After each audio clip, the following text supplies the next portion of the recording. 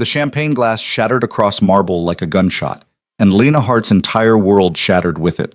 3 years of silent devotion, of making herself invisible to be worthy of Victor Hale's love, ended in one brutal sentence spoken loud enough for 200 powerful guests to hear. But humiliation wasn't the end of her story. It was the beginning. Because in that gilded ballroom, a man far more dangerous than Victor was watching. A man who would turn her ruin into rain, her brokenness into power. If she was brave enough to take his hand and walk into the fire. If you're ready for a story of betrayal, power, and ruthless redemption, stay with me until the end. And when you finish, hit that like button and drop a comment with your city. I want to see how far Lena's transformation reaches across the world. The Ashford Hotel didn't just host events. It swallowed them whole and spit out legends. Tonight's engagement party for the Hale and Westbrook families occupied the entire 7th floor, a sprawling ballroom dripping with crystal chandeliers that cost more than most people earned in a lifetime. Lena Hart had worked at the Ashford for 2 years, long enough to know which guests tipped and which ones looked through her like she was furniture. Long enough to perfect the art of being invisible. She should have stayed invisible tonight. Her black service uniform was pressed crisp, her dark hair pulled into a severe bun that made her delicate features look sharper, older. At 26, she'd mastered the posture of someone who took up as little space as possible. Shoulders slightly curved, eyes downcast, movements efficient and silent. The other servers called her Ghost. Not to her face, but she'd heard it whispered in the break room. It used to hurt. Now she wore it like armor. The ballroom was a study in excess. White roses imported from Ecuador, each bloom perfect and scentless. Ice sculptures shaped like swans, already weeping in the heat from too many bodies. A string quartet playing something classical and forgettable, while 200 people in formal wear networked, laughed, and assessed each other's worth with every handshake. Lena had served at dozens of these events. She knew the choreography. Keep the champagne flowing, clear the empty plates before anyone noticed them, become part of the scenery. But tonight was different. Tonight, Victor Hale was here. She felt him before she saw him, the way you feel a storm building pressure in your bones. 3 years of loving him had given her a terrible radar for his presence. She spotted him near the floor-to-ceiling windows, his tall frame relaxed in a custom navy suit that probably cost what she made in 6 months. His dark blonde hair was styled just messy enough to look careless, and his smile, that effortless, charming smile, was aimed at a woman in an emerald dress that matched her eyes. Catherine Westbrook, his fiancée. Lena's hands trembled as she lifted a tray of champagne flutes from the service bar. She knew she shouldn't look at him. Looking only made it hurt worse, made the 3 years of secret meetings and whispered promises feel more like the lies they'd turned out to be. But she couldn't help herself. She'd spent so long memorizing every detail of Victor Hale, the way his jaw tightened when he was irritated, the half smile he gave when he was genuinely amused versus the full one he deployed like a weapon in business. She knew him, or she'd thought she did. "Stop gawking and move," Julia, the lead server, hissed as she passed. "Table 12 needs refills." Lena jerked into motion, weaving through the crowd with practiced ease. Table 12 was occupied by older men in expensive suits, the kind who smelled like cigars and old money. They didn't look at her when she refilled their glasses. She preferred it that way. The evening progressed with mechanical precision. Past appetizers, smoked salmon on brioche, something with truffle oil that made her stomach turn, cleared plates, smiled blandly at people who snapped fingers for her attention. Her feet ached in the regulation black heels, but she'd learned to disconnect from physical discomfort years ago. Pain was just sensation. It didn't have to mean anything. She was collecting empty glasses from a high-top table when she heard Victor's laugh. Not the public one, bright and performative, but the real one. Low and warm, the sound he'd made when they were alone in his apartment, when he'd traced patterns on her bare shoulder and told her she was different from the others. Special. Lena's fingers tightened around the stem of a champagne flute. She should walk away, should retreat to the kitchen and compose herself. But something kept her rooted there, half hidden behind a marble column, watching as Victor leaned close to Catherine and whispered something that made her laugh and swat his arm playfully. "They make a beautiful couple, don't they?" The voice came from her left. Another guest, a woman in her 50s wearing diamonds that could fund a small country. She wasn't talking to Lena, just speaking into the air the way people did when servers were present, but not really there. The Hale and Westbrook merger has been years in the making, her companion replied, a man with silver hair and a signet ring. Victor played it perfectly. Catherine brings the East Coast connections his family needs, and her father gets access to Hale Industries' international portfolio. Brilliant match. I heard he had some little fling before this. Nobody important. Lena's heart stopped beating. Just stopped. Like someone had reached into her chest and squeezed. Victor Hale always has flings. The man collects women like some men collect cars. The silver-haired man chuckled. But he knows where his real future lies. Always has. They moved away, absorbed back into the crowd, leaving Lena standing there with a tray of empty glasses and the shattered remains of 3 years' worth of hope. Nobody important. The words echoed in her skull with the weight of absolute truth. She forced herself to move, to continue working, but something had cracked inside her. The careful numbness she'd cultivated was fracturing, and underneath it was a howling void of rage and grief that terrified her. She'd been so careful, so patient. Victor had said they needed to wait, that his family wouldn't understand, that building his position at Hale Industries required certain strategic appearances. She'd believed him, believed that their stolen hours together meant something, that when he touched her face and called her beautiful, he meant it, nobody important. The announcement came at 9 o'clock sharp. Victor's father, Richard Hale, took the microphone and called for everyone's attention. The room fell silent with the practiced ease of people accustomed to being heard. "Thank you all for joining us tonight," Richard began, his voice carrying the authority of someone who'd never been denied anything. "It is my profound pleasure to officially announce the engagement of my son, Victor Hale, to Catherine Westbrook." Applause erupted. Victor and Catherine moved to the center of the room, her hand tucked into the crook of his arm, both of them glowing with the confidence of people who'd been promised the world and believed it was theirs by right.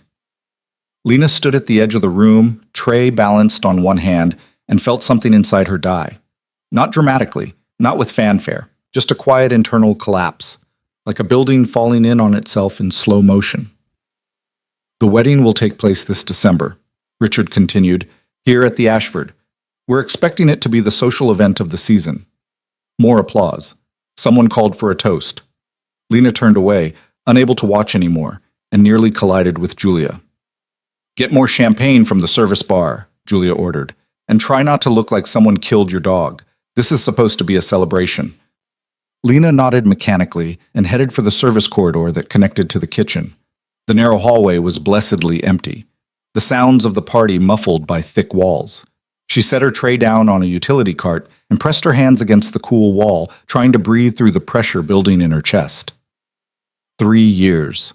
3 years of making herself small, of accepting whatever scraps of time Victor could spare, of believing that patience and devotion would eventually be enough. She'd turned down other opportunities, other men who'd shown interest, because she'd been certain that Victor was worth waiting for, that what they had was real. Nobody important. The door to the ballroom opened and voices spilled out. Victor's voice, low and irritated, followed by Catherine's lighter tone. "I don't understand why you're so tense," Catherine was saying. "This is supposed to be our night." "I'm not tense, I just need a minute." Lena's instinct was to flee, to disappear into the kitchen before they saw her, but her body had stopped obeying her. She stood frozen in the corridor as Victor and Catherine rounded the corner, so absorbed in their conversation they didn't notice her at first. "You've been distant all week," Catherine pressed. "If there's something bothering you, there's nothing bothering me." Victor's tone had that edge it got when he was lying. Lena knew that edge intimately. Everything is exactly as it should be. Then his eyes landed on Lena, and for just a second, less than a second, something flickered across his face. Surprise? Recognition? It was gone so quickly she might have imagined it. Catherine followed his gaze and smiled politely, the way people smiled at service staff they were about to forget. "Could we get some champagne?" Lena's mouth opened, but no sound came out. She stood there, staring at Victor, waiting for something. Acknowledgement, shame, anything that proved the last 3 years had been real. Victor looked back at her with perfect, practiced blankness. No recognition, no guilt, just the faint impatience of someone waiting for the help to do their job. "The champagne?" Catherine prompted, her smile beginning to cool. Something snapped. Later, Lena wouldn't be able to explain what happened in that moment. Maybe it was the careful numbness finally shattering completely. Maybe it was 3 years of swallowing her own worth catching in her throat. Maybe it was just the simple, devastating realization that she had never mattered at all. No, Lena heard herself say. Her voice sounded strange, distant. Get it yourself. Catherine's eyes widened. Victor's expression didn't change, but his jaw tightened almost imperceptibly. Excuse me? Catherine's voice climbed half an octave. I said no. Lena took a step forward, her hands curling into fists at her sides. I'm not getting you champagne. I'm not getting you anything. Do you have any idea who we are? Catherine demanded, her composure cracking. I will have you fired for this insolence. Let me save you the trouble. Lena yanked off the small name tag pinned to her uniform and let it clatter to the floor. I quit. She turned to walk away, but Victor's hand shot out and caught her wrist. His grip was firm enough to hurt, his fingers digging into the tender skin there. For 3 years, those hands had been gentle with her, reverent even. Now they held her like she was something to be restrained. What the hell do you think you're doing? Victor's voice was low, dangerous. His public mask had slipped, revealing something colder underneath. Lena stared at his hand on her wrist, then slowly lifted her eyes to his face. Let go of me. You're making a scene. Do you want to humiliate yourself?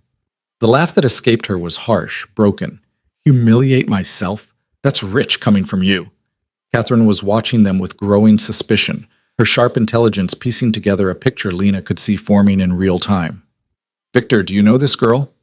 No, Victor said immediately, his eyes locked on Lena's. I've never seen her before in my life. The words landed like physical blows. Lena felt each one, felt them tear through the last shreds of hope she'd been clinging to. His face was so calm, so convincing. He could erase her that easily. 3 years reduced to nothing with 4 words. Liar, Lena whispered. Victor's grip tightened. You need to leave, now, before you do something you'll regret. Something I'll regret? Lena's voice was rising now, emotion flooding past all her careful controls. I already did something I regret. I wasted 3 years believing you actually... Enough! Victor jerked her closer, his face inches from hers. His breath smelled like the expensive scotch he preferred, and his eyes were cold enough to burn. You were a distraction, a way to pass time. If you thought it was anything more than that, you're even more pathetic than I realized. The words should have destroyed her. Maybe they did. But destruction has a way of burning clear, of reducing everything to essential truths. And the truth was that Lena Hart had spent 3 years making herself smaller, quieter, more invisible, trying to be worthy of a man who had never seen her as anything but entertainment. She stopped pulling against his grip and went very still. When she spoke, her voice was eerily calm. Let go of me, Victor. Or what? He leaned closer, his smile cruel. You'll make a scene? Tell everyone about our little arrangement? Nobody would believe you. Nobody would care. Let go of me, she repeated, each word precise and cold, or I'll scream so loud every person in that ballroom will come running. For a moment, she thought he would call her bluff. His fingers dug deeper into her wrist, hard enough that she knew there would be bruises. But something in her expression must have convinced him she meant it, because he released her with a sharp movement and stepped back. You're insane, he said flatly. Catherine, we're leaving. This isn't worth our time. But Catherine wasn't looking at Victor anymore.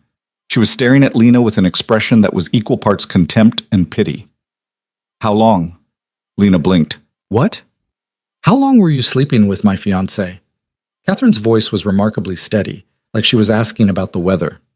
The question hung in the air between them. Victor's face had gone very pale. Catherine, she's clearly delusional. Don't! Catherine held up one perfectly manicured hand. I'm asking her, not you. She turned back to Lena, her green eyes sharp as cut glass. How long? Lena could have lied, could have protected Victor one last time. But why? What did she owe him now? 3 years, she said quietly. Give or take. Catherine absorbed this information with remarkable composure. She nodded slowly, then turned to Victor. 3 years. The entire time we've been planning this merger. The entire time you've been telling me I'm the only one who understands you. She's lying. Victor started, but Catherine cut him off with a look. No, she's not. I can always tell when someone's lying, Victor. It's one of my more useful talents. She smoothed down her emerald dress, every movement controlled. We'll discuss this later, in private. Right now, we have 200 guests waiting for us to make toasts and cut the cake. She walked past Lena without another glance, her heels clicking authoritatively against the marble floor. Victor hesitated for just a moment, his eyes meeting Lena's one last time. "You just destroyed your own life," he said quietly. "I hope it was worth it." Then he was gone, following Catherine back into the ballroom, leaving Lena alone in the service corridor with nothing but the wreckage of 3 years and the growing numbness spreading through her chest. She should leave, should walk out the service entrance and never look back, but her legs wouldn't move. She stood there, staring at the spot where Victor had been, and felt the full weight of her stupidity crushing down on her. Nobody important, a distraction, a way to pass time. The door to the ballroom was still slightly ajar. Through the gap, Lena could hear Richard Hale's voice rising above the crowd, calling for quiet, calling for a toast. She knew she shouldn't look, knew it would only hurt worse, but pain was familiar now, almost comforting in its inevitability. She moved closer to the door, just close enough to see through the narrow opening. The ballroom had transformed into a perfect tableau of wealth and power. Victor and Catherine stood at the center, his arm around her waist, her smile brittle but intact. Richard raised his glass high, the crystal catching the light from the chandeliers. "To my son and his beautiful bride-to-be," Richard proclaimed, "may their union bring prosperity to both our families for generations to come." "Hear, hear," someone called out, and the room erupted in agreement. 200 glasses raised in unison. 200 people celebrating a merger because that's what it was. Not love, not partnership. Just business wrapped in white roses and empty promises. Lena watched Victor lean down and kiss Catherine, watched the crowd applaud, and felt something inside her finally, irrevocably break. Not her heart, that had shattered hours ago in the corridor. This was something deeper, the last remnants of hope. The final traces of the girl who'd believed that being patient and small and perfect would be enough to earn real love. She turned away from the door and picked up a tray of champagne flutes that needed to be carried back to the ballroom. Her hands were shaking so badly, the glasses clinked together in dangerous harmony. She took 3 steps before her vision blurred with tears she'd been holding back for hours. The tray slipped. In retrospect, it happened slowly. Lena felt her grip fail, felt the silver tray tilting, felt gravity asserting its inevitable pull. She tried to compensate, tried to catch it, but her hands were trembling too badly. The tray hit the floor with a sound like thunder, and 12 champagne flutes shattered in a spectacular explosion of crystal and expensive liquor. The crash silenced the ballroom instantly. Lena stood frozen in the doorway, her black uniform now soaked with champagne, surrounded by glittering shards of broken glass. Every single person in that enormous room turned to stare at her. 200 faces swiveling in unison, 200 pairs of eyes landing on the clumsy server who'd interrupted their celebration. The silence stretched. Someone coughed. Someone else whispered something behind their hand. Then Victor's voice cut through the quiet, loud enough for everyone to hear. "Of course, some people just can't handle being around their betters without making a spectacle." Laughter rippled through the crowd. Nervous at first, then building as people latched onto the joke, grateful for permission to release the tension. Lena stood there, champagne dripping from her clothes, and felt the laughter wash over her like acid. "Someone get this mess cleaned up," Catherine called out, her voice bright and unbothered. "And get that girl out of here before she breaks something else." More laughter. Julia appeared from somewhere, her face tight with fury, already gesturing for the other servers to handle the broken glass. She grabbed Lena's arm hard enough to bruise and hauled her away from the doorway, away from the staring faces and the cruel laughter. "What the hell is wrong with you?" Julia hissed as she dragged Lena down the service corridor. "Do you have any idea what you just did? Mister, Ashford is going to have your head for this." Lena couldn't find words, could barely find breath. She let Julia pull her along, her mind replaying the moment over and over. The crash, the silence, Victor's voice dripping with contempt. Some people just can't handle being around their betters. After everything they'd shared, every intimate moment, every whispered promise, he'd reduced her to that. A clumsy servant who didn't belong. Julia shoved her into the staff break room and slammed the door. "Stay here. Don't move. Don't even breathe until I figure out how to handle this." Then she was gone, and Lena was alone with the fluorescent lights buzzing overhead and her soaking wet uniform clinging to her skin. She sank onto one of the plastic chairs and stared at her hands. They were still shaking. There was a small cut on her palm from the broken glass, a thin line of red against her pale skin. She should feel something. Humiliation, anger, grief, something appropriate to the moment. But there was only numbness now, spreading through her like frost. She'd lost her job, her dignity. 3 years of her life to a man who thought of her as an amusing distraction, and in front of 200 people who would forget her by tomorrow. The door opened. Lena didn't look up, assuming it was Julia coming back to fire her officially, but the footsteps were wrong, heavier, more deliberate. When she finally raised her eyes, she found herself looking at a man she'd never seen before. He was tall, easily 6'2", with the kind of presence that seemed to compress the air around him. Dark hair swept back from a face that was all sharp angles and controlled intensity. His suit was black, perfectly tailored, and even in her current state, Lena could recognize quality when she saw it. But it was his eyes that stopped her, pale gray, almost silver in the harsh fluorescent light, and looking at her with an intensity that made her want to disappear. "You're hurt," he said. His voice was low, with an accent she couldn't quite place. Italian, maybe, but softened by years somewhere else. Lena glanced down at the cut on her palm. "It's nothing." "Let me see." It wasn't a request. The man moved closer and took her hand before she could protest, examining the wound with clinical efficiency. His fingers were warm against her skin, his touch surprisingly gentle for someone who radiated such controlled danger. "It's shallow," he said after a moment. "It won't scar." "Good to know," Lena managed.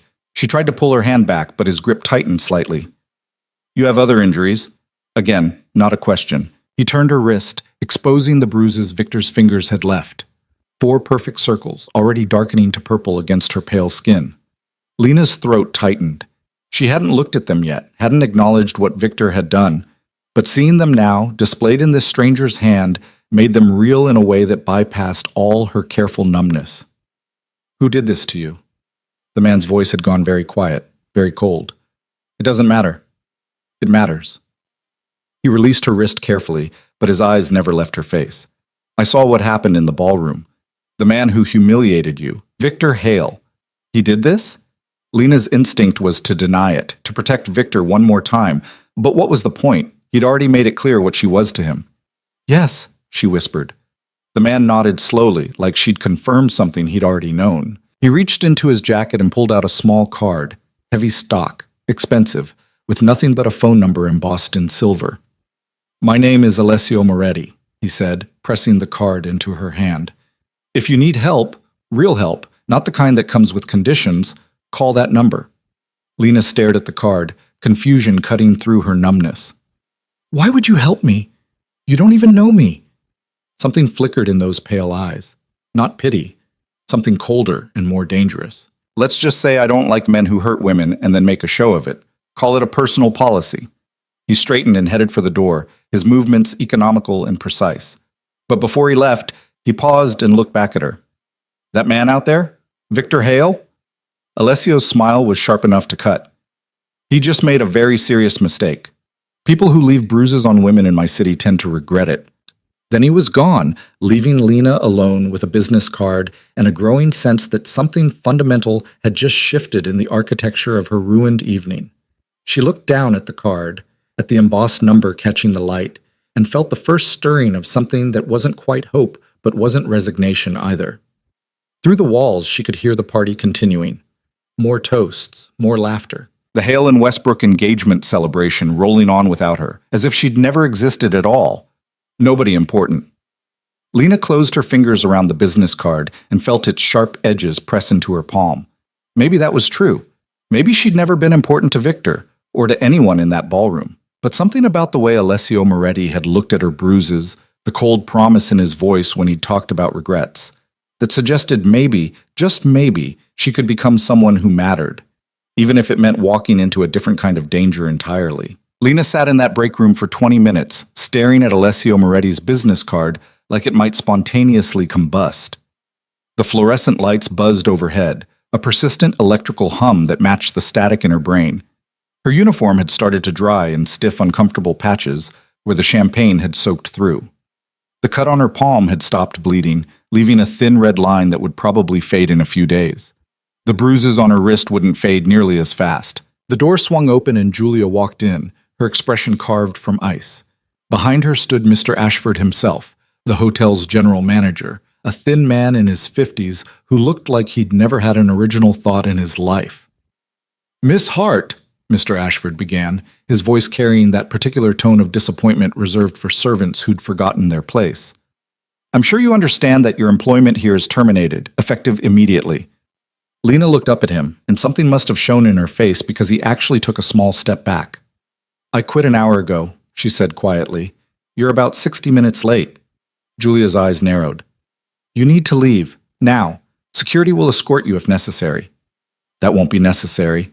Lena stood, tucking the business card into her pocket.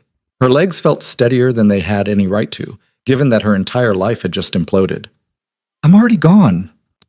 She walked past them both, past Julia's satisfied smirk and Mr. Ashford's obvious relief, and headed for the employee entrance. The service corridors of the Ashford were a maze of beige walls and industrial carpet, designed to keep the working class invisible from the guests. Lena had walked these hallways hundreds of times, always in a hurry, always trying to be efficient and forgettable. Now she took her time, letting each step feel deliberate.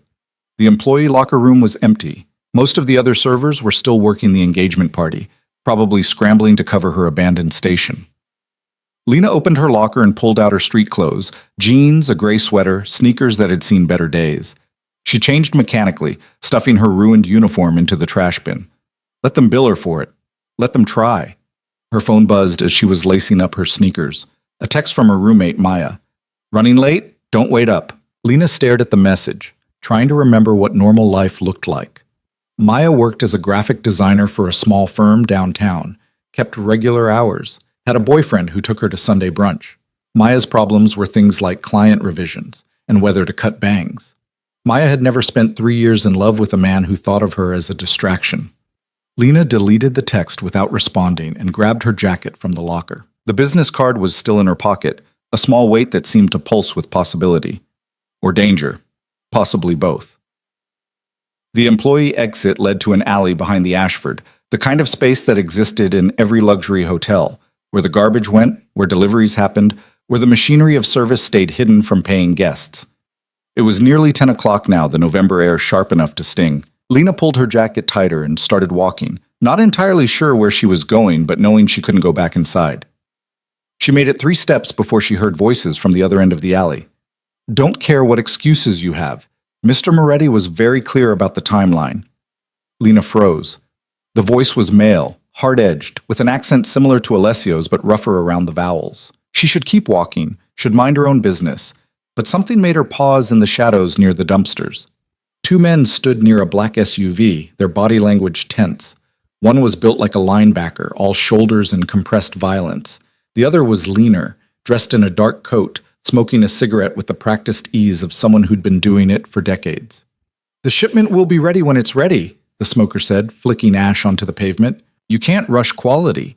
You can when you've already been paid." The linebacker moved closer, and even from her hiding spot, Lena could feel the threat radiating off him. "Mr. Moretti doesn't accept excuses. He accepts results. Tell Mr. Moretti that if he wants results, he should stop sending children to handle negotiations." The smoker took a long drag, his expression bored. "I've been in this business since before you learned to tie your shoes. I know how it works." The linebacker's hand moved to his jacket, and Lena's breath caught. She'd lived in the city long enough to recognize the shape of a weapon, the way men touched them for reassurance or warning. But before anything could escalate, another figure emerged from the SUV's back seat. Alessio Moretti stepped into the alley with the calm of someone who knew every eye would turn to him. He looked different than he had in the break room, colder, harder, like he'd put on authority the way other men put on coats. The linebacker immediately stepped back, his hand dropping from his jacket. "Gentlemen," Alessio said, his voice carrying easily in the confined space. "Is there a problem?" The smoker straightened slightly, a tell that said he recognized power when he saw it. "No problem. Just a discussion about timelines." "I see." Alessio moved closer, his movements unhurried. "And in this discussion, were you planning to deliver what you promised, or were you planning to insult my associate and waste my time?" The smoker's jaw tightened. "The shipment will be ready by Friday." "That's 4 days late." "Quality takes. You have until tomorrow night." Alessio's voice didn't rise, didn't sharpen. It simply stated a fact. Midnight. If the shipment isn't ready, we'll consider our business relationship terminated. Permanently. The weight in that last word made Lena's skin prickle. The smoker must have heard it too because his casual demeanor cracked just slightly. Tomorrow night, he agreed. Midnight. Alessio nodded once, dismissive, and turned back toward the SUV. That's when his eyes landed on Lena, still half hidden in the shadows near the dumpsters. For a moment, neither of them moved. Then something shifted in his expression. Not quite surprise, but a calculation happening too fast to track. Wait in the car, he told the linebacker without looking away from Lena. I'll be there in a moment. The linebacker hesitated for just a second before nodding and climbing back into the SUV. The smoker had already disappeared, probably grateful for the excuse to leave. Alessio walked toward Lena with measured steps, and she found herself paralyzed between the instinct to run and the strange certainty that running would be pointless. He stopped a few feet away, his pale eyes reflecting the alley's dim lights. You have a talent for being in places you shouldn't be. I work here, Lena said, then corrected herself. Worked here, past tense as of an hour ago. I heard about that. Alessio tilted his head slightly, studying her. You're not screaming or running. Most people who overhear my business conversations do one or both. Would it matter if I did? A ghost of a smile touched his mouth. No. But it would be louder. Lena pulled her jacket tighter against the cold. What do you want? You already gave me the mysterious business card and the cryptic warning. Was there more to the recruitment speech? Recruitment? Alessio's eyebrows rose slightly. Is that what you think this is? I don't know what this is, but you don't seem like the kind of man who helps strangers out of the goodness of his heart. You're right, I'm not. He moved closer, close enough that Lena had to tilt her head back to maintain eye contact. But I also don't like seeing women brutalized and humiliated by men who think power makes them untouchable. Call it a character flaw. So what? You're my white knight? The words came out sharper than Lena intended, edged with all the broken glass still lodged in her chest. You saw a damsel in distress and decided to save her? No. Alessio's voice went very quiet. I saw someone who'd been hurt by a coward, and I decided that cowards should face consequences. Whether you need saving is entirely up to you. The words hung between them, heavy with implication. Lena knew she should walk away. This man radiated danger the way the sun radiated heat, constant, undeniable, potentially lethal, but danger was starting to look better than the alternative, which was going back to her tiny apartment and pretending the last 3 years hadn't happened. The card you gave me, she said slowly. If I called that number, what would happen? You'd reach someone who works for me. They'd ask what you need.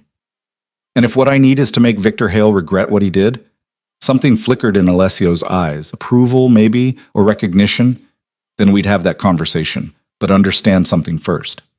He stepped even closer, close enough that Lena could smell his cologne, something dark and expensive. The kind of regret I deal in isn't legal or clean. It's not restraining orders or strongly worded letters. If you want Victor Hale to truly understand what he's done, you need to be certain you're ready for what that means. Lena's heart hammered against her ribs. Every rational part of her brain was screaming warnings, telling her to thank him politely and walk away. But rationality had gotten her exactly nowhere. Rationality had kept her patient and small and invisible for 3 years, while Victor Hale used her and discarded her without a second thought. I'm ready, she heard herself say. Alessio studied her face for a long moment, and Lena had the uncomfortable sensation of being seen completely. Every broken piece, every humiliation, every desperate hope she was trying to hide. Finally, he nodded. Come with me. Where? Somewhere we can talk properly. Unless you'd prefer to do this in an alley. Lena glanced at the black SUV, at the linebacker waiting in the driver's seat, at the entire sketchy scenario unfolding around her. Every safety lesson she'd ever learned said this was exactly how people disappeared. But then again, she'd already disappeared tonight. Victor had erased her in front of 200 people. How much more gone could she get? Fine, she said. But if this is some elaborate kidnapping scheme, I should warn you I'm not worth any ransom. That ghost of a smile appeared again. Noted. He opened the back door of the SUV and gestured for her to get in. Lena climbed inside, her hands shaking slightly, and tried to slow her racing pulse. The interior was leather and darkness, tinted windows blocking out the alley. Alessio slid in beside her and nodded to the driver. The office, he said simply. The SUV pulled out of the alley with smooth precision. Lena watched the city slide past through darkened windows, familiar streets looking strange and distant.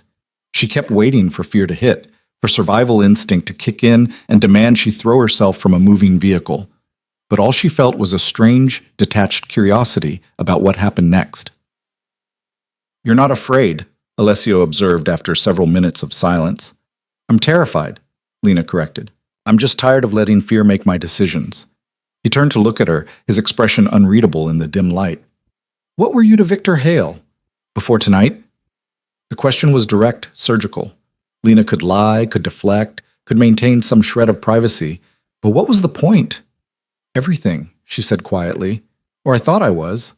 Turns out I was just convenient." 3 years is a long time to be convenient. 3 years is a long time to be stupid. Lena stared at her hands, at the bruises circling her wrist. "I kept thinking if I was patient enough, if I didn't ask for too much, if I just loved him the right way, he'd choose me. He'd see what we had was real. And tonight you learned it wasn't real. Tonight I learned I was never even in the running." She laughed, the sound bitter. Catherine Westbrook, that's who he was always going to choose, someone from his world, someone who brings connections and legitimacy and all the things a waitress could never offer. Alessio was quiet for a moment. Then, "Do you know what I see when I look at you?" Lena turned, surprised by the question. "What?" "Someone who survived 3 years of being made small and still had enough spine left to quit in the middle of a shift. Someone who dropped a tray of champagne and walked through 200 people's judgment without breaking. Someone who's standing in a moving vehicle with a dangerous stranger and asking questions instead of begging." His pale eyes caught the passing streetlights. "Victor Hale is a fool, but his foolishness is about to become very expensive." The SUV turned down a street Lena didn't recognize, pulling into an underground parking garage beneath a sleek, modern building. The driver parked in a reserved spot near an elevator, and Alessio climbed out, waiting for Lena to follow. The elevator required a key card to operate. They rode up in silence, the numbers climbing past residential floors into something that looked more commercial. When the doors opened, Lena found herself in a hallway that screamed money. Dark wood, recessed lighting, the kind of hushed atmosphere that came from soundproofing and serious security. Alessio led her to a door at the end of the hall and unlocked it with a fingerprint scan. The office beyond was masculine and minimalist, all clean lines and expensive furniture. Floor-to-ceiling windows overlooked the city, thousands of lights spreading out like a circuit board. A desk dominated one side of the room, its surface clear except for a laptop and a single lamp. "Sit," Alessio said, gesturing to a leather chair near the windows. "Would you like a drink?" "Water," Lena said, because alcohol seemed like a terrible idea right now. He poured her water from a bar cart and handed it to her, then poured himself 2 fingers of something amber. Scotch, probably. He moved to stand near the windows, his back to the city, his full attention on her. "Tell me exactly what happened tonight," he said. "Everything. Don't leave anything out." So Lena told him. About loving Victor for 3 years, about the secret meetings and the promises that never materialized. About believing she was special when she was really just convenient. About the engagement party and the confrontation in the corridor and the way Victor had grabbed her wrist hard enough to bruise. About the champagne flutes shattering across marble and 200 people laughing while she stood there soaking wet and destroyed. Alessio listened without interrupting, his expression giving nothing away. When she finished, he took a slow sip of his scotch. "Victor Hale will be at his office tomorrow," he said finally. "He keeps regular hours. Tuesdays and Thursdays, he has lunch at a restaurant 3 blocks from Hale Industries. Always the same table, always the same order." Lena blinked.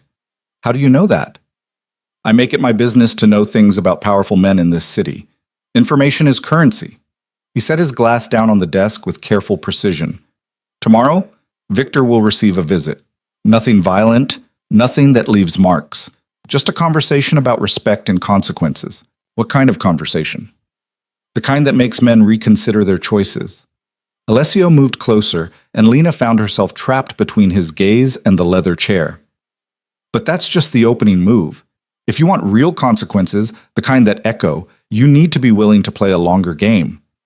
Lena's throat felt dry despite the water. "What kind of game?" "The kind where you become someone he can't ignore, someone with power of your own." Alessio tilted his head slightly. "I can offer you that.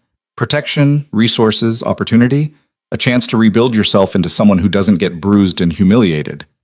In exchange for what? Nothing you wouldn't be willing to give. His voice dropped lower. I don't deal in coercion, Lena. If you work with me, it's because you choose to.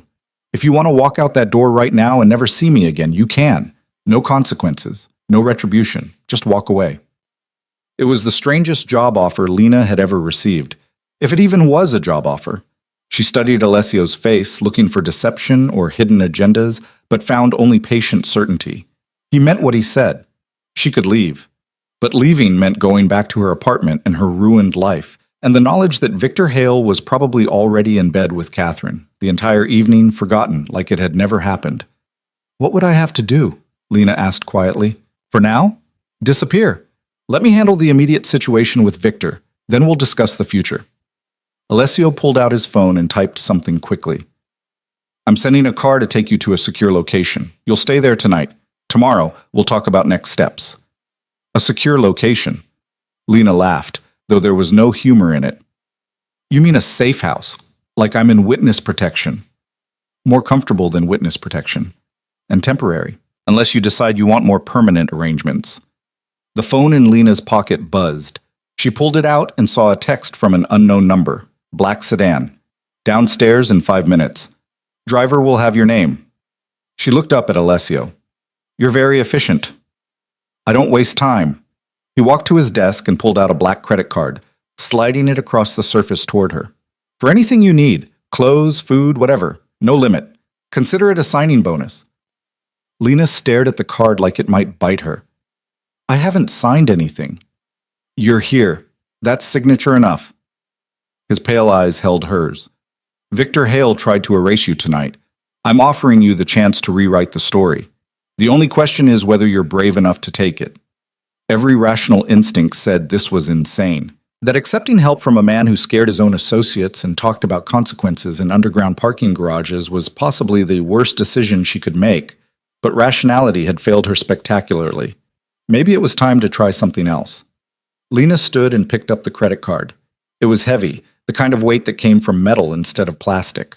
Real, tangible, proof that this wasn't a fever dream brought on by humiliation and champagne.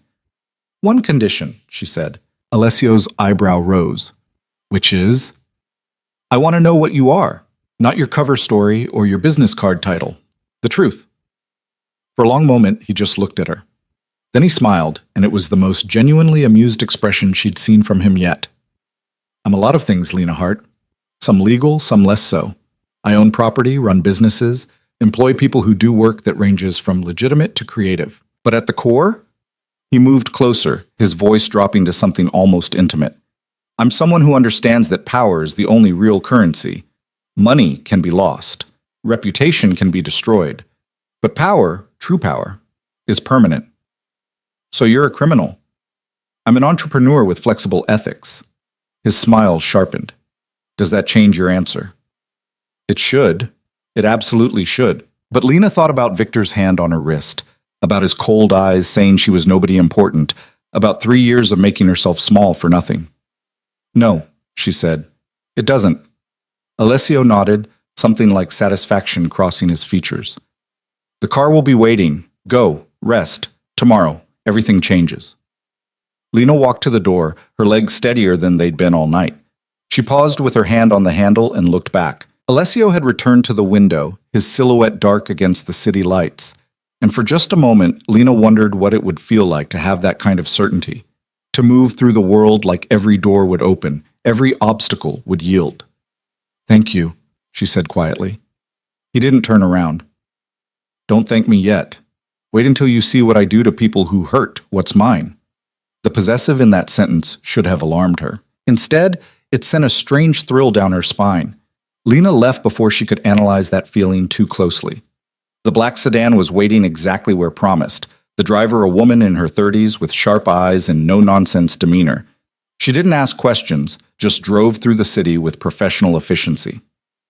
They ended up at a high-rise building in a neighborhood Lena recognized as expensive, the kind of place where doormen wore actual uniforms and lobbies had fresh flowers. The apartment was on the 15th floor.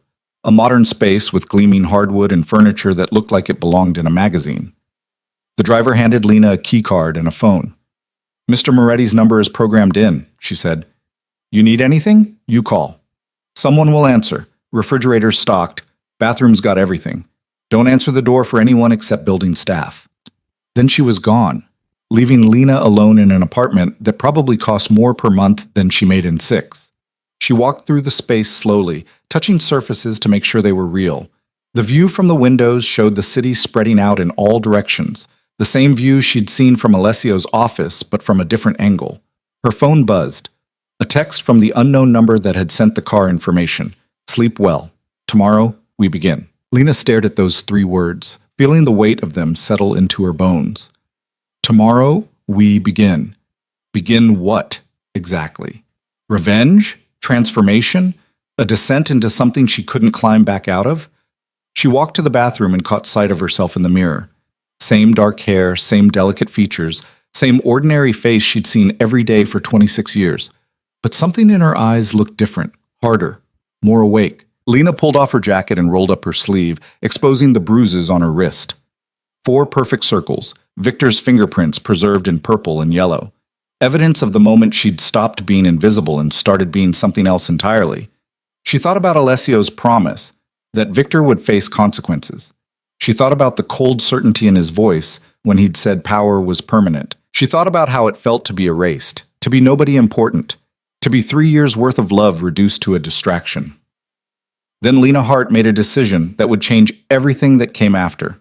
She picked up the phone Alessio's driver had given her and sent a single text to his program number. "I'm in, whatever it takes." The response came 30 seconds later. "Good. Rest now. The real work starts tomorrow." Lena set the phone down and walked to the bedroom, where she found pajamas laid out on a bed that looked like it cost more than her car. She changed mechanically, her mind already racing ahead to tomorrow and all the ways her life was about to transform. But before she turned off the lights, she took one more look at the bruises on her wrist. And instead of feeling shame or pain, she felt something else entirely: anticipation. Lena woke to sunlight cutting through unfamiliar curtains and spent 3 disoriented seconds trying to remember where she was. Then it hit. The apartment. Alessio Moretti. The text she'd sent at midnight promising she was in. Her stomach lurched. She grabbed her phone from the nightstand, half hoping last night had been some elaborate stress dream, but the message thread was still there, stark and real. The phone buzzed in her hand, making her jump. A new text from Alessio's number. "Car arrives at 10 a.m. Wear something comfortable. We have work to do." Lena checked the time. 8:30. She had 90 minutes to shower, eat, and figure out what the hell she'd gotten herself into. She rolled out of the bed, which was, objectively, the most comfortable thing she'd ever slept on, and padded to the kitchen. True to the driver's word, the refrigerator was stocked with enough food for a week. Fresh fruit, yogurt, expensive coffee beans, and a grinder. She had no idea how to operate. She settled for toast and found herself staring out the window while she ate, watching the city wake up 15 floors below. Somewhere out there, Victor was probably having breakfast with Catherine, planning their December wedding, completely unaware that consequences were coming for him. The thought should have satisfied her. Instead, it just made her feel hollow. Her phone buzzed again. This time it was Maya. "Where are you? Came home last night and your stuff is still here, but you're not. Are you okay?" Lena stared at the message, trying to figure out how to explain the unexplainable. Finally, she typed, "Something came up. I'm fine, staying with a friend. We'll explain later." The response came immediately. "What friend? You don't have friends." "No offense. None taken, since it was true." Lena had spent 3 years so focused on Victor that she'd let every other relationship atrophy. Maya was her roommate by circumstance more than choice, someone she split rent with and occasionally watched TV beside. The realization of how isolated she'd become hit harder than expected. "Just someone I met. I'm safe. Promise." She sent the text before she could overthink it, then muted her phone and went to shower. The bathroom had one of those rainfall shower heads and about 6 different bottles of expensive products Lena couldn't identify. She used something that smelled like bergamot and tried not to think about how much this single shower probably cost in water and luxury soap. When she emerged, wrapped in a towel that was somehow both impossibly soft and impossibly heavy, she found clothes laid out on the bed. black jeans, a deep gray sweater that looked cashmere, leather boots that were definitely her size. Lena picked up the sweater, running her fingers over the fabric, and felt something close to panic rising in her chest. Someone had been in the apartment while she slept. Someone had known her size, her measurements, what would fit. She dressed quickly, her hands shaking slightly, and was just pulling on the boots when her phone buzzed with another text. "Driver is downstairs. Take the private elevator. Keycard works for it." Lena grabbed the black credit card Alessio had given her and the key card and headed for the door. The hallway was empty, just expensive carpet and recessed lighting, but she spotted an elevator at the far end with a discreet card reader beside it. The key card beeped green when she swiped it. The elevator descended smoothly, bypassing all the regular floors and opening directly into an underground garage. The same female driver from last night was waiting beside a different car, still black, still expensive, but a sedan instead of an SUV. "Morning," the driver said, opening the back door. "Sleep okay?" "Fine," Lena lied, climbing in. "Where are we going?" "You'll see." They drove through morning traffic in silence. Lena watched the city scroll past, trying to orient herself, but the driver took enough turns that she quickly lost track. They ended up in a part of town Lena didn't recognize. Industrial buildings mixed with newer construction. The kind of neighborhood that was either gentrifying or dying, depending on who you asked. The car pulled into a parking lot behind a nondescript brick building. The driver led Lena through a steel door that required a code, down a hallway that smelled like concrete and oil, and finally into a large open space that looked like it had once been a warehouse. Alessio was waiting in the center of the room, dressed in dark pants and a black shirt with the sleeves rolled up. The casual look should have made him seem more approachable. It didn't. If anything, he looked more dangerous without the suit, like he'd stripped down to something essential and violent. "Good morning," he said as Lena approached. "How did you sleep?" Like someone who made a potentially catastrophic decision and is trying not to think about it. His mouth quirked. "Honest. I appreciate that." He gestured around the warehouse space. "This is one of my training facilities. Legitimate business, mostly. I run a security consulting firm that trains bodyguards and private contractors. But today, we're using it for something different." Lena looked around, noticing the equipment scattered throughout the space. Punching bags, weight racks, what looked like a small boxing ring in one corner. "You're going to teach me to fight?" "Eventually, but first I'm going to teach you not to flinch." He moved closer, his pale eyes assessing her with clinical precision. "You've spent 3 years making yourself smaller, learning to anticipate violence and avoid it. That instinct kept you safe, but it also kept you weak. If you want real power, you need to unlearn submission." The words landed like slaps. Lena felt her jaw tighten, felt the familiar urge to apologize or deflect. But that was exactly what he was talking about, wasn't it? The automatic reflex to make herself smaller. "How do I do that?" she asked instead. "By learning what you're capable of." Alessio walked to a nearby table and picked up what looked like a small knife in a leather sheath. He held it out to her. "Take this." Lena stared at the weapon. "Why?" "Because I'm going to teach you how to use it. Not for offense, not yet, but so you understand that you don't have to be defenseless." He pressed the sheath into her hand. "The knowledge that you could hurt someone if you needed to, that changes how you move through the world." Lena unsheathed the knife slowly. The blade was maybe 4 inches long, wickedly sharp, the metal catching the warehouse's fluorescent lights. She'd never held a weapon before. It felt alien in her palm, heavy with potential. "I don't want to hurt anyone," she said quietly. "That's because you're a good person. But good people get destroyed by bad ones unless they learn to defend themselves." Alessio moved behind her, his hand closing over hers on the knife handle. "Here's the first lesson. Feel the weight of it. Get comfortable with the idea that this piece of metal could save your life." His body was warm against her back, his breath stirring her hair. Lena's pulse kicked up, and she wasn't entirely sure if it was fear or something else entirely. He guided her hand through a basic defensive motion, showing her how to hold the blade properly, how to keep her wrist locked. "Someone grabs you," he said, his voice low near her ear. "You don't think. You react. Muscle memory takes over. But you have to build that memory first." They practiced the movement over and over, a quick slash across the body, designed to make an attacker release their grip. Alessio's hand stayed on hers for the first dozen repetitions, correcting her angle, adjusting her stance. Then he stepped back and made her do it alone. Lena's arm started to ache after the 50th repetition. After 100, she was sweating through the cashmere sweater. But Alessio didn't let her stop until the movement looked smooth, instinctive. Good, he said finally. Now you're going to practice on me. Lena's eyes widened. What? I'm going to grab your wrist the way Victor did. You're going to use what I taught you to make me let go.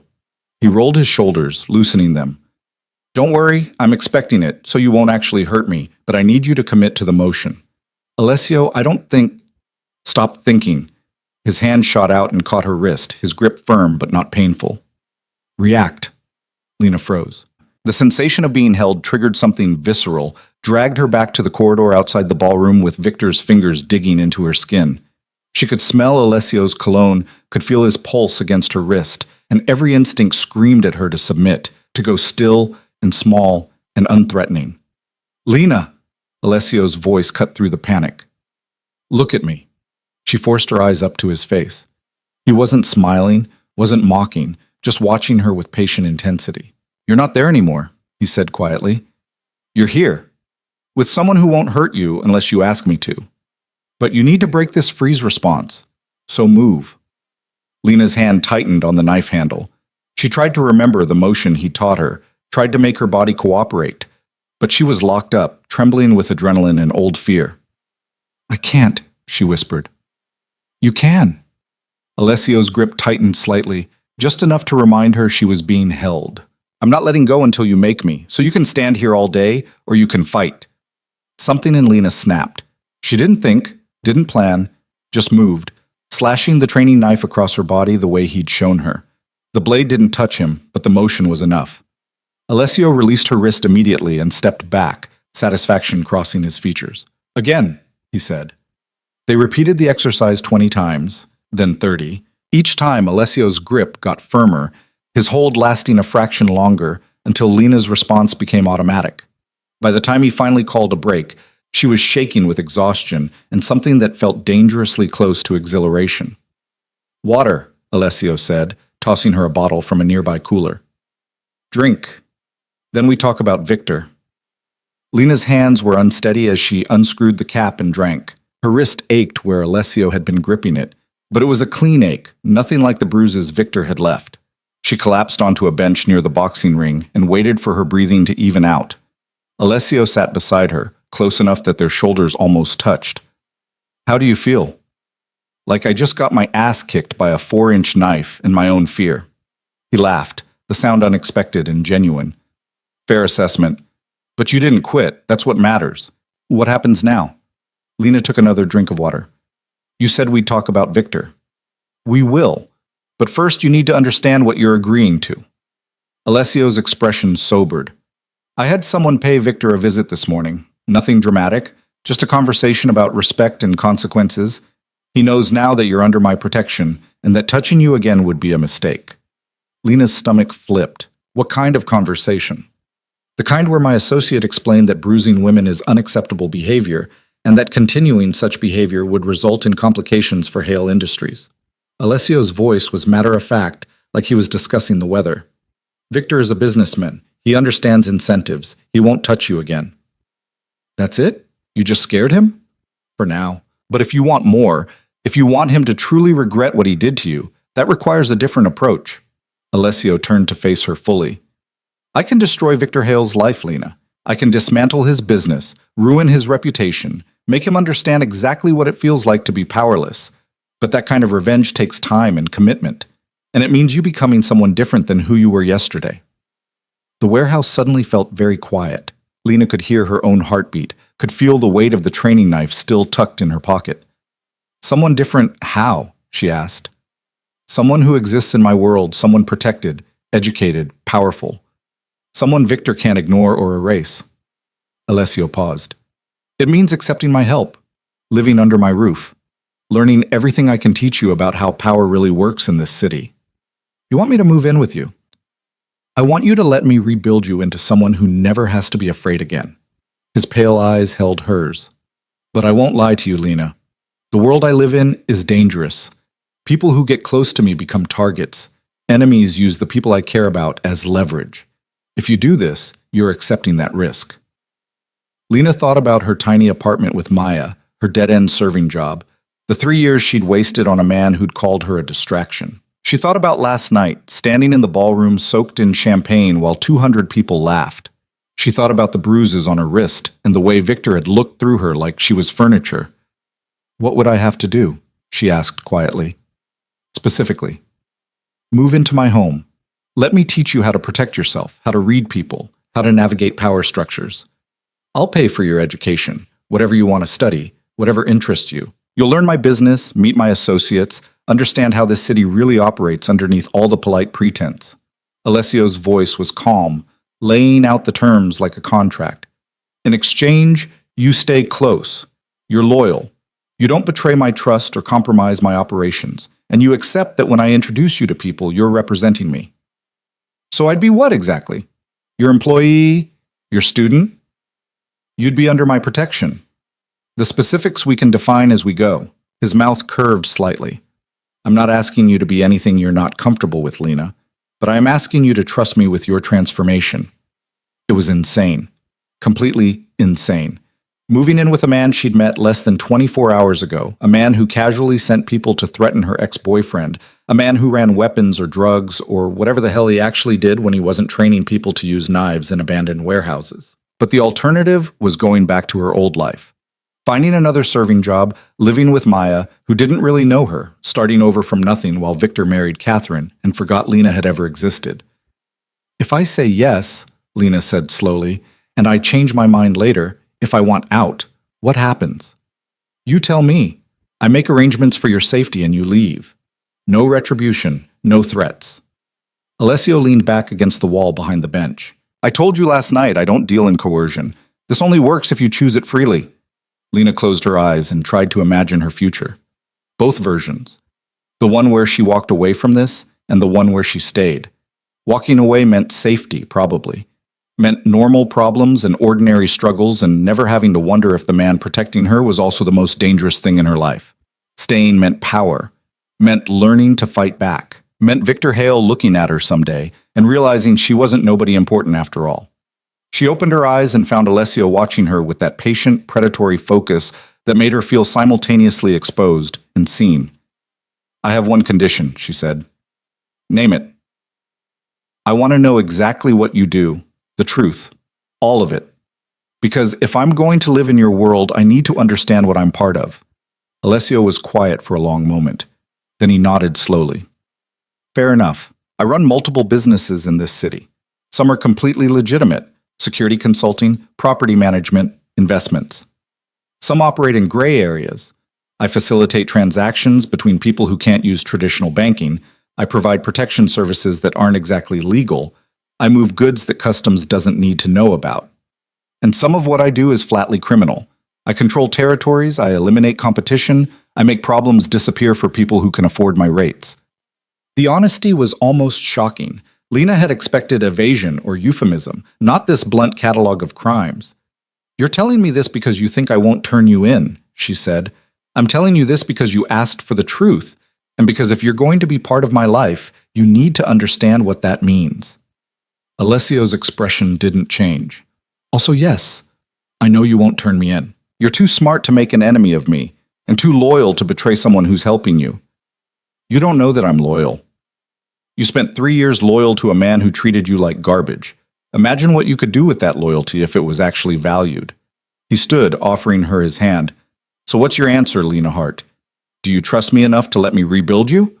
Lena stared at his outstretched hand. This was the moment. The point of no return. Everything after this would be different, dangerous, possibly destructive. But she was so tired of being afraid, so tired of being small. She reached up and took his hand. "Yes." Alessio's fingers closed around hers, warm and certain. He pulled her to her feet with easy strength, and for just a moment they stood there, his hand still holding hers, his pale eyes searching her face. "Good," he said quietly. "Then let's begin." The rest of the morning passed in a blur of instruction. Alessio taught her basic self-defense moves, how to break different types of holds, where to strike to disable an attacker. He was patient but demanding, correcting her form over and over until her muscles screamed. By noon, Lena was exhausted, bruised from falling on the mats, and more alert than she'd been in years.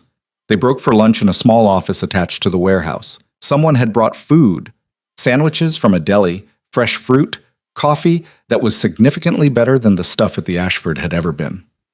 Lena ate mechanically, too tired to taste anything. "This afternoon I want to show you something," Alessio said, watching her over his coffee cup. "Something that will help you understand the scope of what I'm offering." "What kind of something?" "A business meeting. Nothing dangerous, just a negotiation with some people who want to use my services. You'll observe.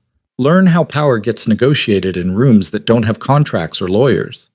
Lena's exhaustion was making her reckless. "Will there be weapons involved?" "Probably not. These are civilized people. They prefer money to violence." Alessio's smile was sharp. "Usually." The meeting happened in a restaurant Lena had walked past 100 times but never entered. The kind of place that didn't have prices on the menu and required reservations weeks in advance. Alessio's driver took them there directly from the warehouse, and Lena became acutely aware that she was still wearing the clothes from this morning, now wrinkled and sweat-stained from training. "Don't worry about it," Alessio said, reading her expression. "You're with me. That's all the dress code you need."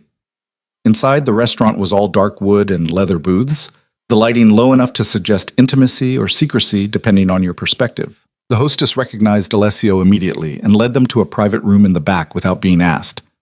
3 men were already seated at the table, older, expensive suits, the kind of calculated casual that came from having nothing to prove. They stood when Alessio entered, respect or fear making them defer immediately. "Gentlemen," Alessio said, gesturing for them to sit. "This is Lena. She's observing today." None of them questioned it. They just nodded and settled back into their seats, their eyes sliding over Lena and dismissing her as quickly as they'd registered her presence. She was used to that reaction, but for the first time it felt strategic rather than painful. Invisible meant she could watch without being watched. The negotiation was fascinating in its efficiency. The 3 men wanted Alessio to provide security for a shipment coming through the port, something valuable enough that they were willing to pay 20% of its worth for safe passage. They didn't specify what the shipment was. Alessio didn't ask. 20% is reasonable, Alessio said after they'd laid out the terms. But I'll need assurances that your people won't create complications. The Port Authority has been aggressive lately. If your shipment draws attention, it becomes my problem. Our people are discreet, the oldest of the 3 men said. He had silver hair and a signet ring that caught the light. We've used this route before without incident. Then you don't need my services. The man's jaw tightened. The political situation has changed. We need insurance. Insurance costs more than 20%. Alessio leaned back in his chair, completely relaxed. 25, and I guarantee safe passage. Anything less, and you're taking your chances with the current Port Authority administration.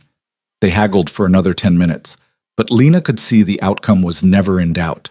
Alessio had them from the moment he'd named his price, and they knew it. They agreed to 24% and a timeline, shook hands without signing anything, and left looking like they'd gotten exactly what they'd wanted. When they were gone, Alessio turned to Lena. What did you observe? You barely negotiated. They came in at 20, you countered at 25, you settled at 24. That's not really haggling. No, it's establishing value. They needed to feel like they won something, so I let them negotiate down 1%. But they came here willing to pay 25. I could see it in how quickly they folded. Alessio's smile was satisfied. Power isn't about getting everything you want. It's about knowing what the other person needs and making them grateful when you provide it. What was in the shipment? Does it matter? Lena thought about that. I guess not. You're just providing a service. Exactly. I don't judge what people move through my city. I just make sure it moves safely. He stood, offering his hand again. Come on. I want to show you where you'll be living. The car took them to a different neighborhood, one Lena recognized as seriously wealthy. Tree-lined streets, historic homes set back from the road. The kind of quiet that came from money and privacy. They pulled up to a wrought iron gate that opened automatically, revealing a circular driveway and a house that looked more like something from a movie than real life. This is yours? Lena asked, staring at the stone facade and tall windows. This is home. Alessio climbed out of the car and waited for her to follow. Built in 1924, renovated 2 years ago. 6 bedrooms, library, gym, pool, security system that could stop a small army. You'll have your own suite on the 2nd floor. The inside was even more impressive. High ceilings, original molding, art that Lena was pretty sure was real and expensive. But it didn't feel sterile like some wealthy homes she'd seen. There were books scattered on tables, a jacket thrown over a chair, evidence of actual living mixed in with the obvious luxury. Alessio led her upstairs to a bedroom suite that was bigger than her entire apartment. Floor-to-ceiling windows overlooked a garden. A king-sized bed dominated one wall. The attached bathroom had both a soaking tub and a shower that could fit 3 people.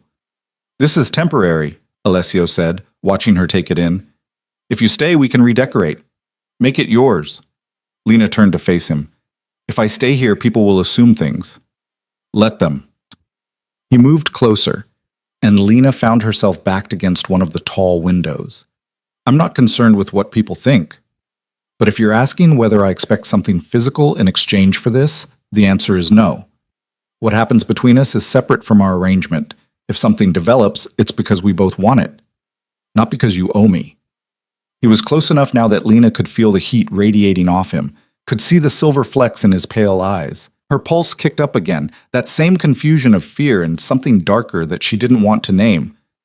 "What if nothing develops?" she asked quietly. "Then nothing develops. You still get everything I promised. Education, protection, power. Your transformation doesn't depend on sleeping with me, Lena." His mouth curved slightly. "Though I'd be lying if I said I wasn't hoping you'd choose to eventually." The honesty was disarming. Lena had spent 3 years with Victor parsing every word for hidden meaning, trying to figure out what he really wanted versus what he was willing to admit. Alessio just said it plainly, like desire was nothing to be ashamed of. "I need time," she said, "to process all this, to figure out what I actually want versus what I think I should want." "Take all the time you need." Alessio stepped back, giving her space. "Your things will be delivered tomorrow. Until then, there's a closet full of clothes that should fit. My housekeeper will show you around, help you settle in. Tonight, we eat dinner together, and you ask me anything you want to know. No secrets, no evasion, just honesty." "Anything?" "Anything." He headed for the door, then paused. "Oh, and Lena?" Victor Hale received a detailed accounting of his mistakes today. By tomorrow, he'll understand that hurting you was the worst business decision he ever made. So if you want to watch him squirm, I can arrange that. Then he was gone, leaving Lena alone in a bedroom suite that cost more than she'd earn in a lifetime, surrounded by luxuries she'd never dreamed of possessing, and trying to figure out exactly what she'd agreed to. Her phone buzzed.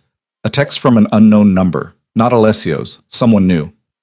"This is Diana, Mr. Moretti's housekeeper. Dinner's at 7. Dress code is comfortable. Welcome home." Welcome home. Like this place could ever really be home. Like Lena Hart, former waitress and professional disappointment, belonged in a house with 6 bedrooms and original artwork. But maybe that was the point. Maybe belonging wasn't about deserving it. Maybe it was about deciding you were worth it and refusing to accept anything less.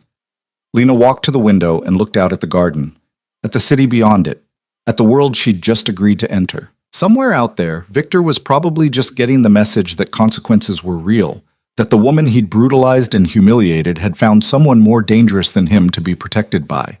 The thought made her smile for the first time in 24 hours. Lena lasted 3 weeks before the first real test came. 3 weeks of living in Alessio's house, training every morning until her muscles screamed, sitting in on business meetings where men twice her age deferred to a word from Alessio like it was gospel. 3 weeks of learning that power wasn't loud or aggressive, it was quiet certainty, the ability to walk into any room and know you belonged there more than anyone else. Diana, the housekeeper, was a woman in her 60s with sharp eyes and an efficiency that bordered on psychic. She seemed to know what Lena needed before Lena knew herself. Coffee appearing exactly when exhaustion hit, meals timed perfectly after training sessions, clothes laid out that somehow always fit the day's agenda.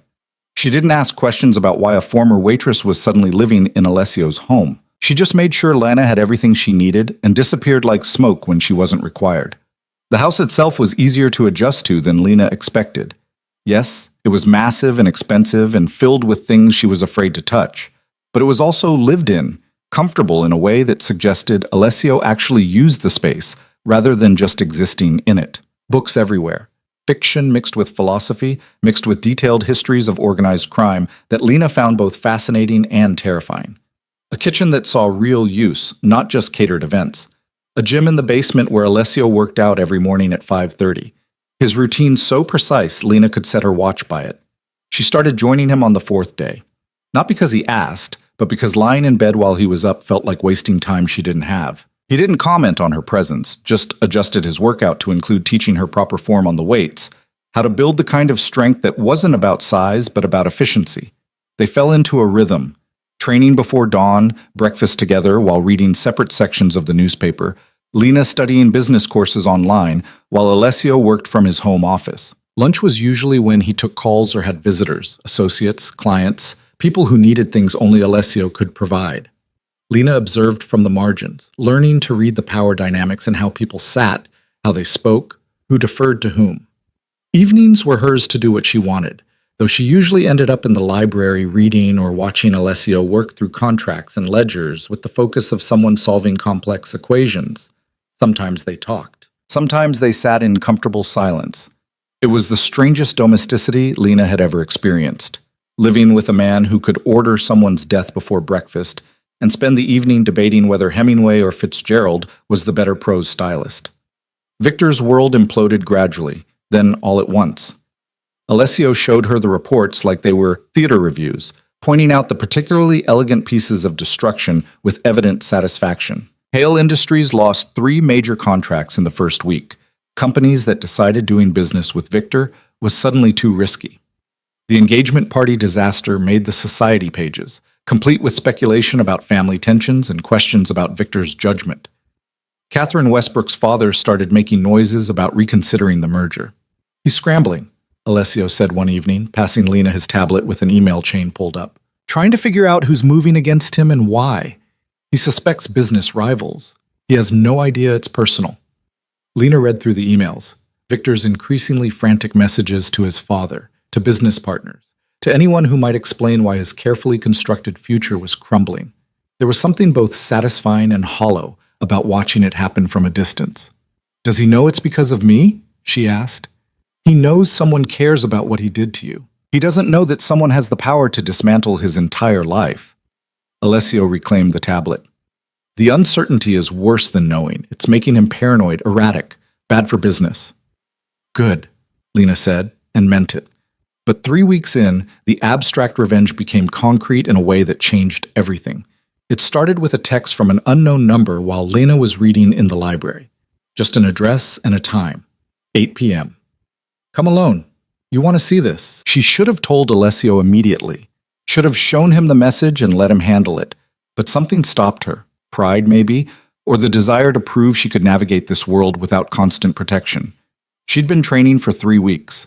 She knew how to defend herself now. She could handle a mysterious meeting.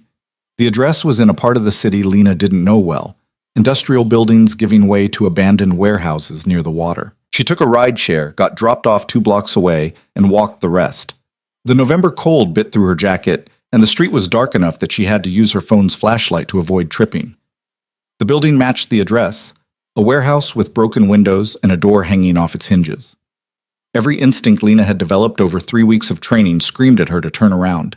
But she could hear voices inside, muffled but distinct, and curiosity overrode caution. She slipped through the door as quietly as possible and found herself in a vast empty space lit by a single work light. 2 men stood in the center, their backs to her, and between them, on his knees with his hands zip-tied behind his back, was Victor Hale. Lena's breath stopped. Victor's face was a mess, split lip, eyes swelling shut, blood dripping from his nose onto his expensive suit. He was shaking, whether from cold or fear Lena couldn't tell, and when he spoke his voice cracked with desperation. "I don't know what you want," he was saying. "I'll pay whatever. Just tell me what this is about." One of the men, the linebacker from the alley behind the Ashford, laughed. "You really don't get it, do you? This isn't about money." "Then what?" Victor's voice climbed higher. "What did I do?" "You hurt someone who matters to someone who matters." The linebacker circled Victor slowly. "You put your hands on a woman and thought there wouldn't be consequences. You humiliated her in front of 200 people and thought you could just walk away." Understanding dawned on Victor's battered face.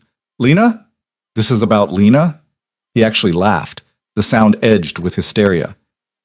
"She's nobody. She was just—" The linebacker's fist connected with Victor's jaw, snapping his head to the side. Victor crumpled, nearly falling before catching himself. Blood sprayed across the concrete. "She's not nobody," the linebacker said calmly. "She's under Mr. Moretti's protection, and you're going to learn exactly what that means." Lena stood frozen in the doorway, her heart hammering so hard she thought they might hear it. This was wrong. This wasn't what she'd wanted. Watching Victor's business crumble was one thing. Seeing him beaten and terrified was something else entirely. She should leave. Should back out of the warehouse and pretend she'd never seen this. But her feet wouldn't move, and some horrible part of her couldn't look away from Victor on his knees, finally understanding what it felt like to be powerless. The second man pulled out a knife, not a training blade like Alessio had given her, but something serious and cruel. Victor saw it and made a sound that wasn't quite a scream. "Please," he begged. "I'm sorry. I'll apologize to her. I'll do whatever—" Too late for apologies. The linebacker nodded to his partner. Mr. Moretti was very specific about the message.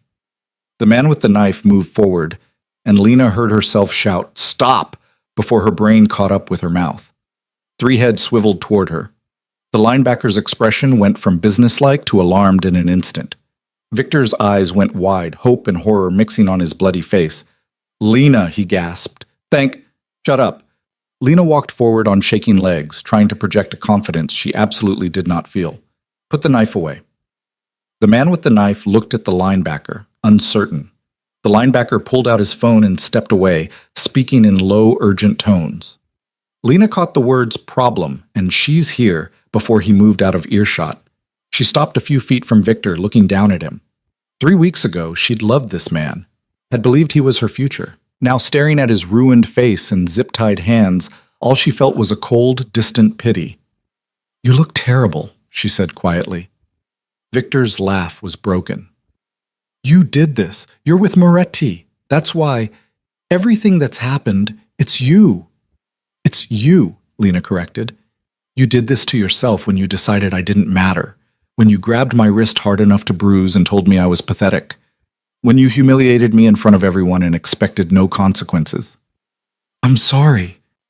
Victor's voice cracked. "I was wrong. I treated you badly. But this... Lena, they were going to kill me." "I know." Lena crouched down to his eye level. "And part of me thinks you deserve it.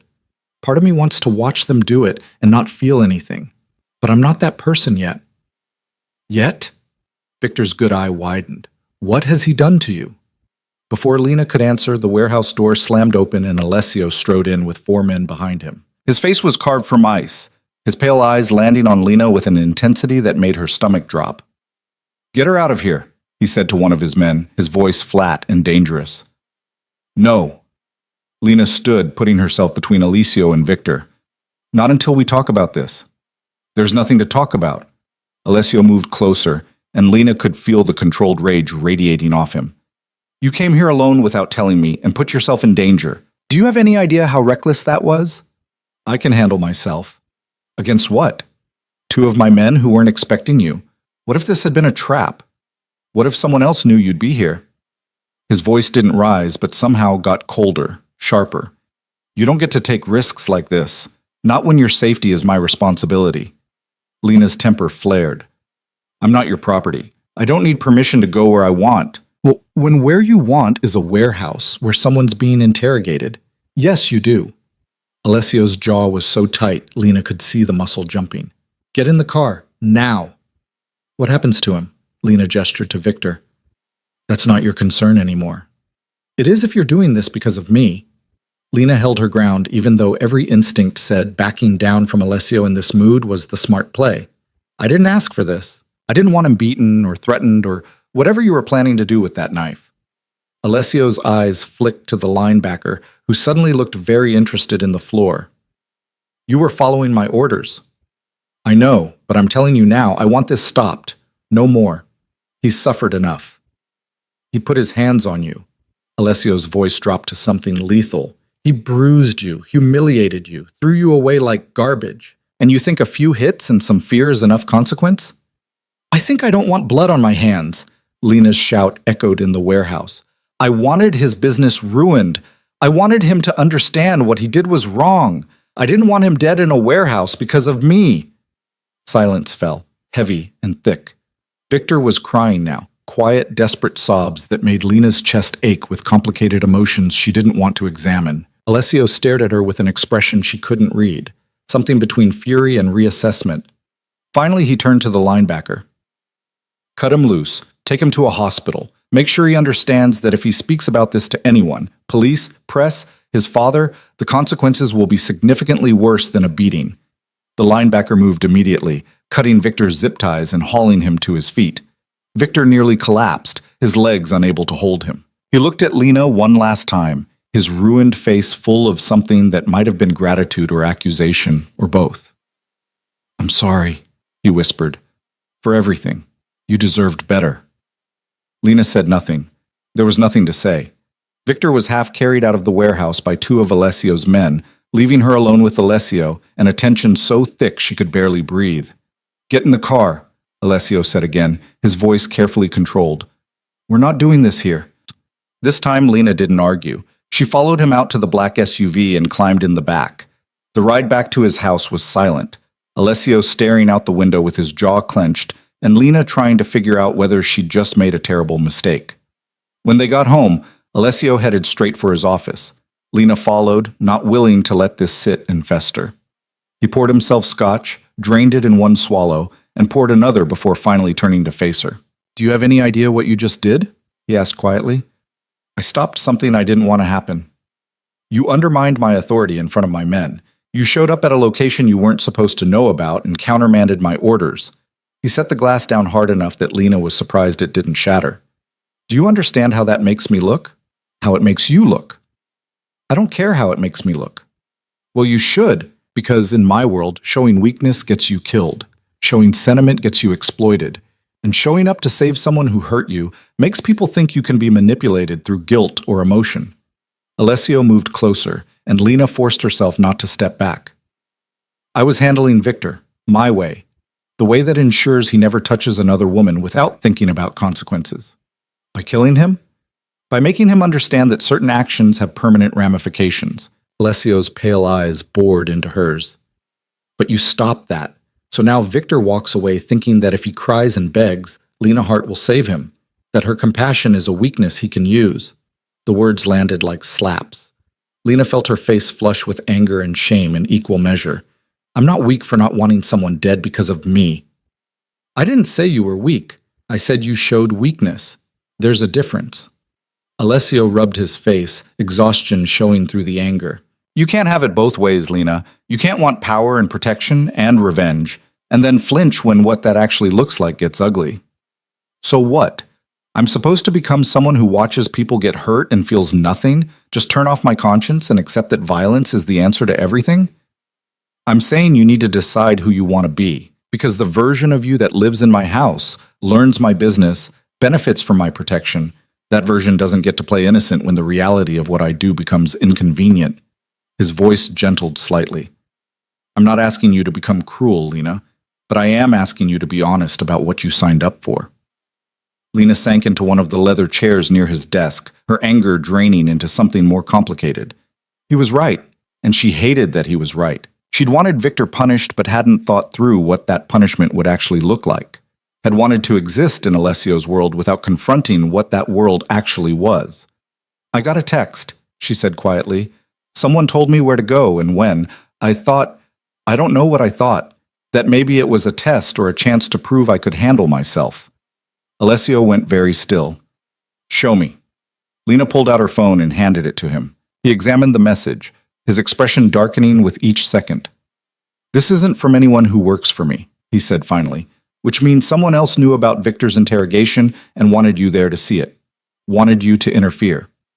Cold dread pooled in Lena's stomach. "Why?"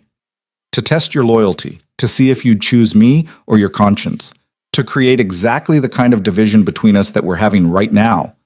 Alessio pulled out his own phone and made a call. "Marco, I need you to trace a number, high priority." He rattled off the number from Lena's phone, then hung up and looked at her with an expression that mixed concern with calculation. "Someone's watching you," he said. "Someone who knows enough about my operations to know when and where Victor was being held. That's a serious problem." Lena's hands started shaking. "You think someone's targeting me?" "I think someone's testing whether you're a weakness they can exploit. And tonight, you proved that you might be. Alessio crouched in front of her chair, his hands on the armrests, caging her in without touching her. I need you to be honest with me. Do you regret stopping what was happening to Victor? Lena thought about it carefully. About Victor on his knees, terrified and bleeding, about the knife and the linebacker's cold efficiency, about how it had felt to watch the man she'd loved for 3 years reduced to begging. No, she said finally. I don't regret it, but I understand now that it was stupid, that someone used my compassion to create a problem for you. For us, Alessio corrected. We're in this together now. Your problems are my problems. Your safety is my priority. His voice dropped lower. But I can't protect you if you don't trust me, if you keep making decisions like tonight without telling me. I know. I'm sorry. Sorry isn't enough. He stood, pulling her up with him. You need to understand something, Lena. The people in my world, they don't play fair. They don't give second chances. They find weaknesses and exploit them until there's nothing left. If they think you're my weakness, they'll use you to hurt me, and I can't let that happen. So what do? We find out who sent that text, we eliminate them, and we make sure everyone understands that touching you is the last mistake they'll ever make. Alessio's hands tightened on her shoulders. But you have to promise me no more lone missions, no more mysterious texts you follow without backup. If something feels off, you tell me, immediately. I promise. Say it like you mean it. Lena looked into his pale eyes and saw the genuine fear underneath the anger. Not fear for himself, but fear for her. The realization hit like a physical blow. Alessio Moretti, the man who scared seasoned criminals, was terrified something would happen to her. I promise, she said again, putting every ounce of sincerity she had into the words.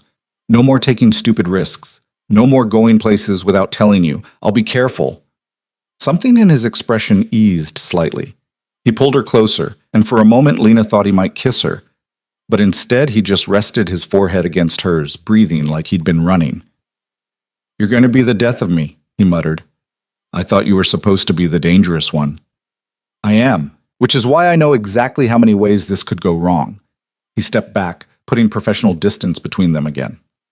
Go get some sleep. Tomorrow we start tracking whoever sent that text. And Lena, from now on, you don't go anywhere without security. Not negotiable. She wanted to argue, but the fear in his eyes stopped her. Okay. Lena headed upstairs to her suite, her mind racing. She'd thought she understood what living in Alessio's world meant, thought she'd prepared herself for the reality of violence and power plays and moral ambiguity. But tonight had shown her how naive she'd been. This wasn't a game or a story where the consequences stayed safely abstract. This was real people getting hurt because of choices she made. She pulled out her phone to check the mysterious text again and found a new message waiting. You showed mercy tonight. That's admirable. But mercy is weakness in Alessio Moretti's world. How long before he realizes you're not cut out for this life? Lena's blood went cold. She screenshot the message and sent it to Alessio immediately, then deleted both texts and threw her phone on the bed like it was poisonous. Someone was watching her. Someone who knew what happened in that warehouse and knew enough about her to push exactly the right buttons. And they were right about one thing. She'd shown mercy. Had stopped something brutal because she couldn't stomach the reality of revenge.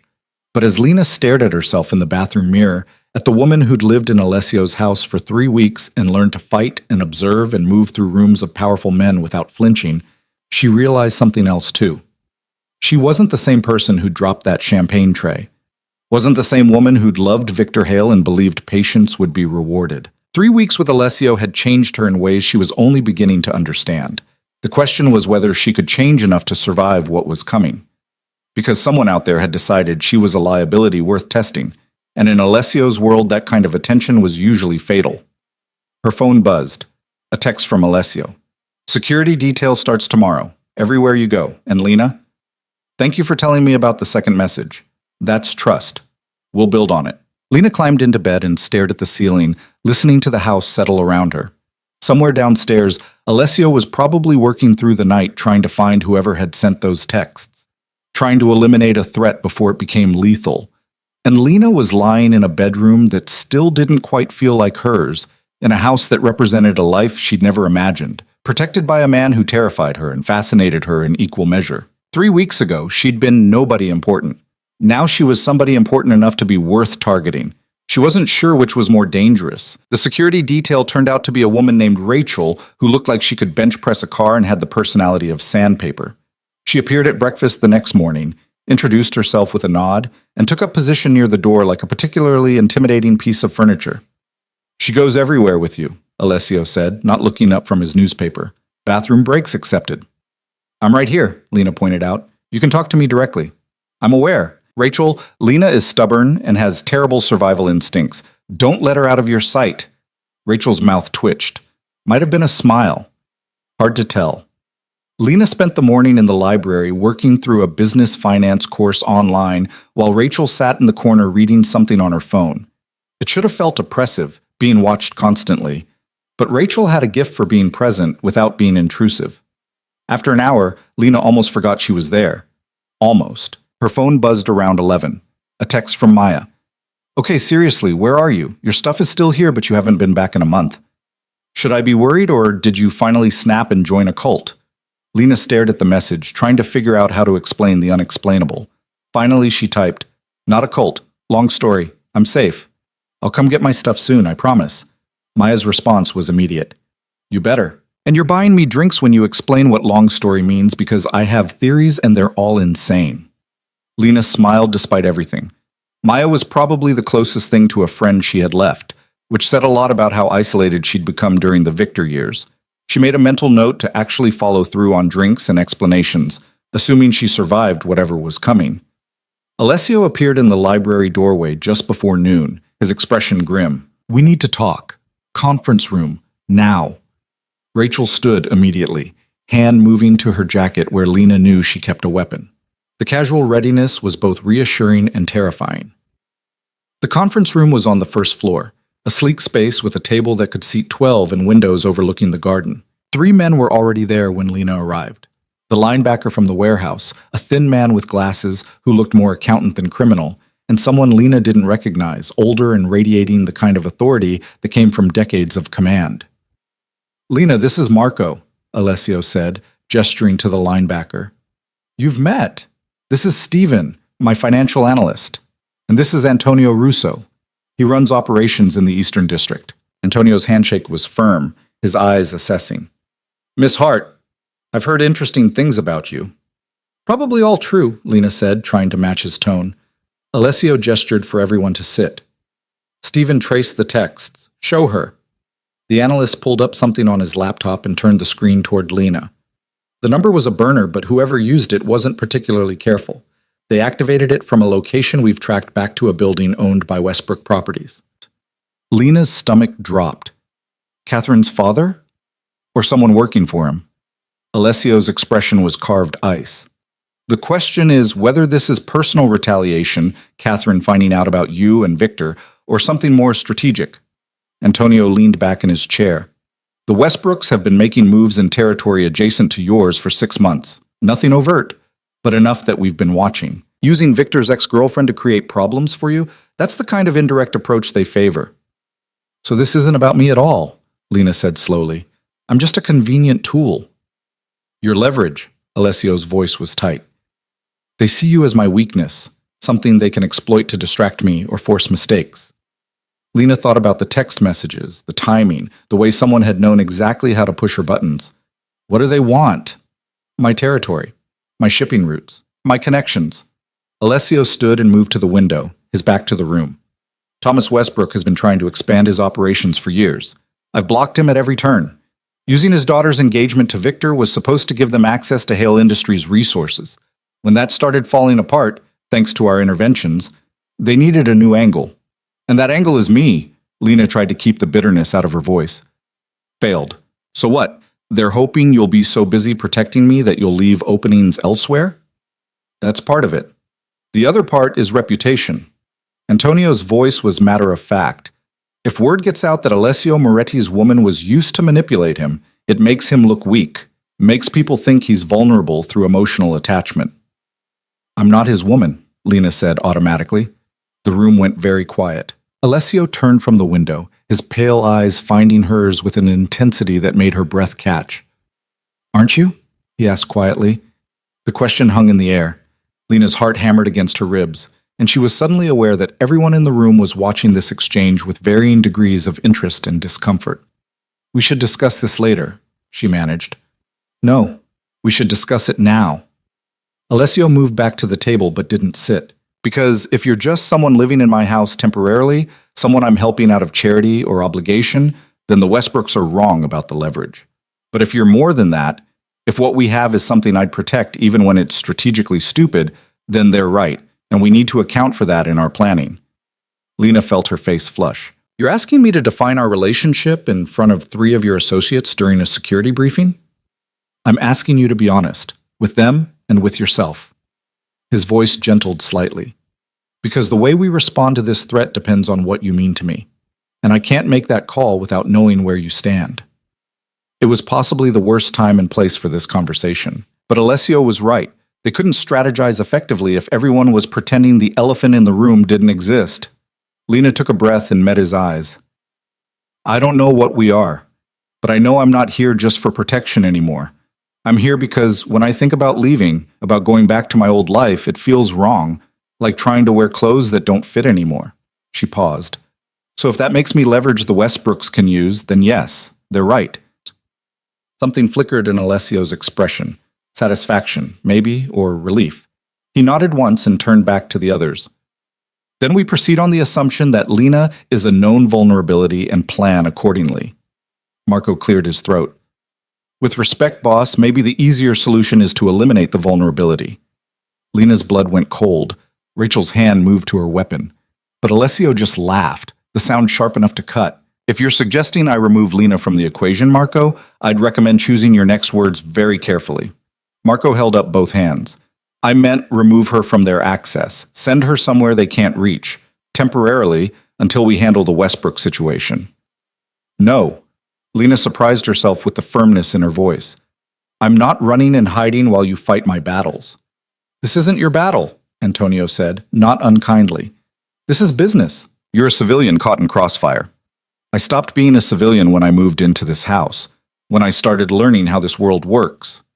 Lena looked at Alessio. "You said I needed to decide who I wanted to be. Someone who flinches when things get ugly, or someone who stands their ground. I'm standing." Alessio studied her for a long moment. "If you stay, you're a target. They'll keep pushing, keep testing, keep looking for ways to use you against me. Then teach me how not to be used." Lena leaned forward, her hands flat on the conference table.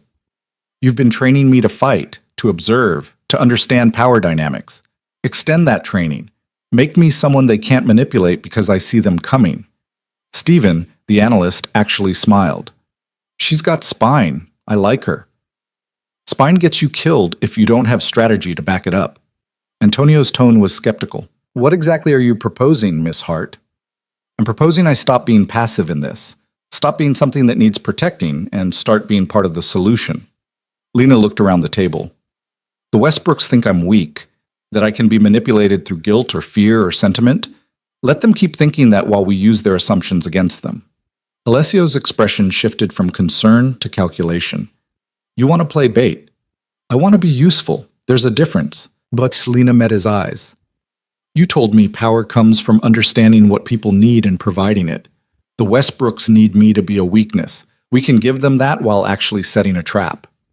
The room fell silent while everyone processed this. Marco looked dubious.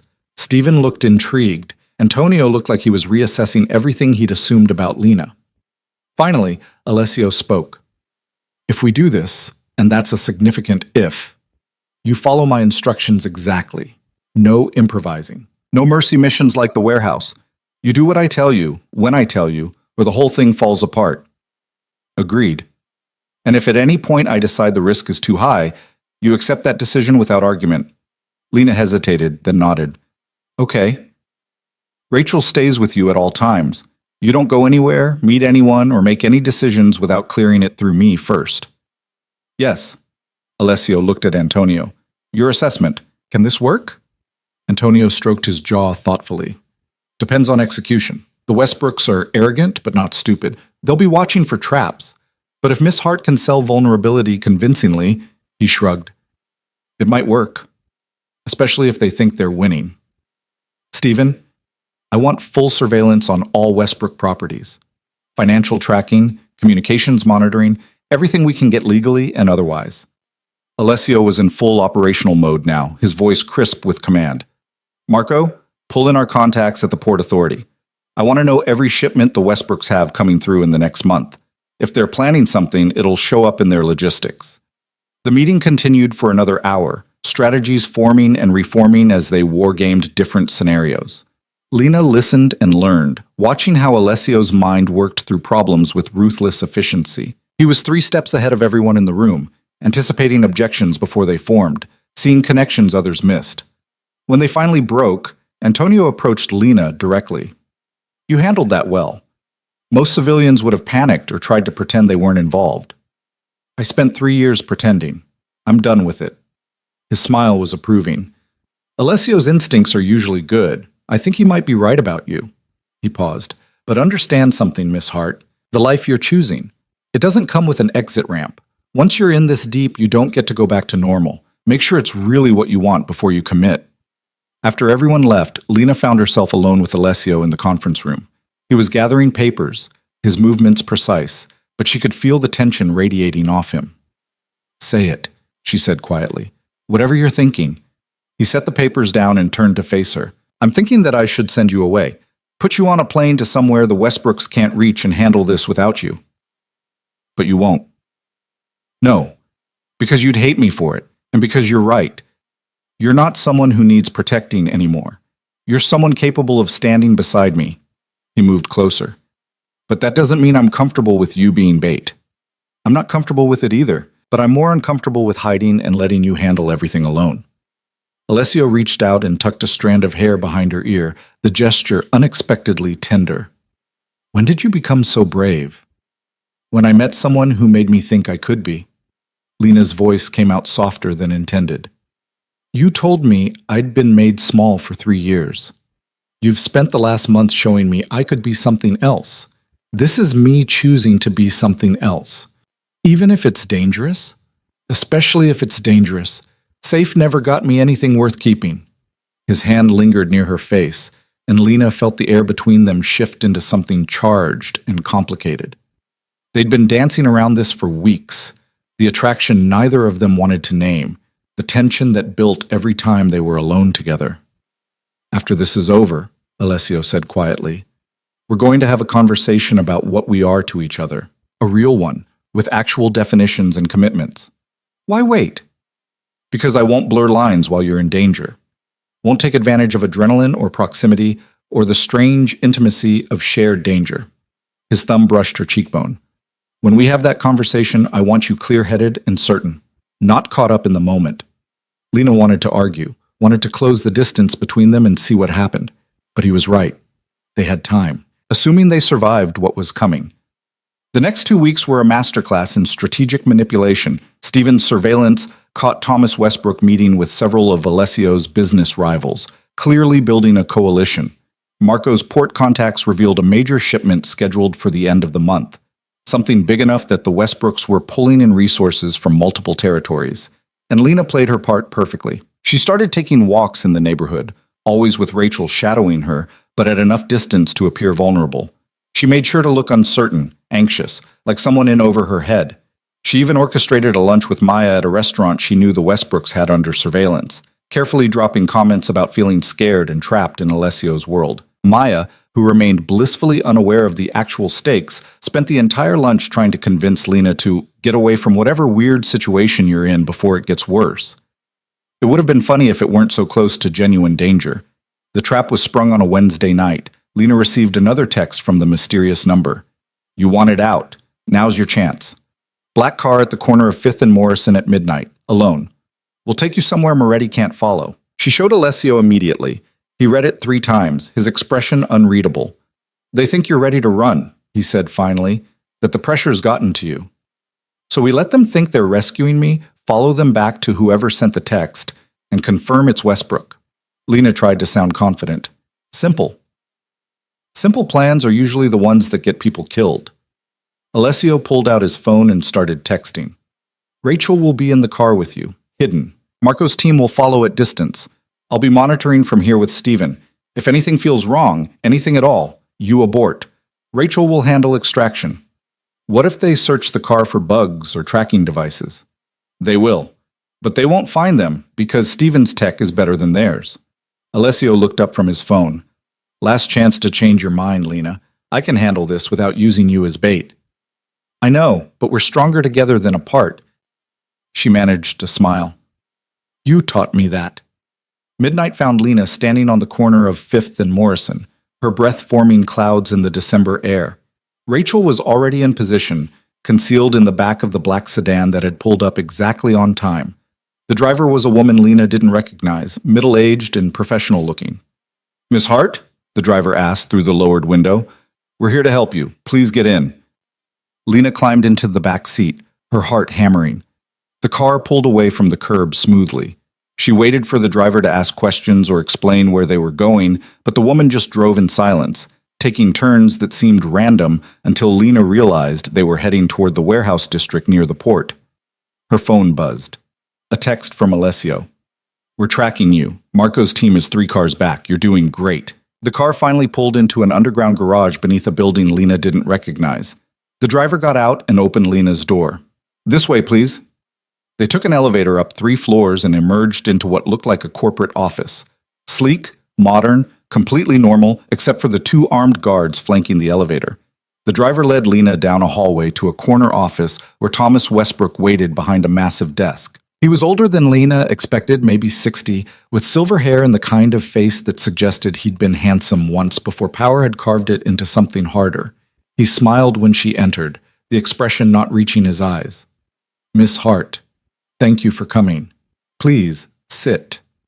Lena sat, hyper-aware that Rachel was 3 floors below in the car, and Marco's team was outside the building. She was alone with a man who'd been using her as a pawn for weeks. I imagine you have questions, Thomas said, settling into his chair with practiced ease. A few, starting with why you've been manipulating me. His eyebrows rose. Direct? I like that. Alessio chose well. I'm not his possession. Of course not. You're a person with agency and intelligence, which is why I'm hoping we can have a reasonable conversation. Thomas steepled his fingers. I have a proposition for you, Miss Hart, one that benefits everyone involved. I'm listening. Alessio Moretti is a dangerous man. You know this already. He's involved in activities that range from morally questionable to outright criminal. Staying close to him puts you at risk. Risk of violence, legal trouble, worse. Thomas's voice was smooth, reasonable. But you didn't choose this life. You stumbled into it because you needed help after Victor Hale mistreated you. Lena kept her expression neutral. And you're offering what, exactly? A way out?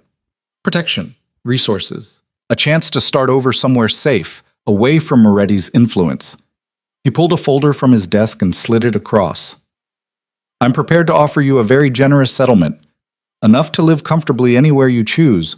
All you have to do is walk away from Alessio and provide some information about his operations. There it was, the real ask. They didn't just want her gone, they wanted her to betray Alessio in the process. Lena opened the folder and scanned the documents. The settlement amount was staggering, more money than she'd see in 10 lifetimes. Enough to disappear completely, start fresh, never worry about rent or bills or serving entitled rich people ever again. That's a lot of money, she said carefully. It's fair compensation for the value of the information you can provide. Details about Alessio's shipping routes, his financial arrangements, his security protocols. Nothing that would put him in serious legal jeopardy. We're not looking to destroy him, just level the playing field. Lena looked up from the papers. And if I refuse? Thomas's smile never wavered. Then you continue living in danger, surrounded by violence, waiting for the day when Alessio's enemies use you to hurt him. Is that really the future you want, Miss Hart? Because from where I sit, you're an intelligent woman who got caught up in something beyond her control. I'm offering you a clean exit. It was a good pitch. Almost convincing if you didn't know that Thomas Westbrook was the one who'd put her in danger in the first place. That he'd orchestrated the warehouse incident specifically to test whether she'd interfere with Alessio's operations. I need time to think about it, Lena said. Of course, but not too much time. The offer expires in 72 hours. Thomas stood, signaling the end of the meeting. Think carefully, Miss Hart. This is about your future. Don't let misplaced loyalty to a criminal destroy your chance at a real life. The driver escorted Lena back to the car. Rachel was exactly where she'd been left, and as soon as they pulled out of the garage, she emerged from her hiding spot. "You okay?" Rachel asked, her hand on her weapon. "Yeah, Westbrook made his pitch. It was about what we expected. Marco's team tracked 3 other people entering that building while you were inside. 2 were muscle, one we identified as Catherine Westbrook." Rachel's expression was grim. "They're definitely working together. Father and daughter." Lena's phone rang.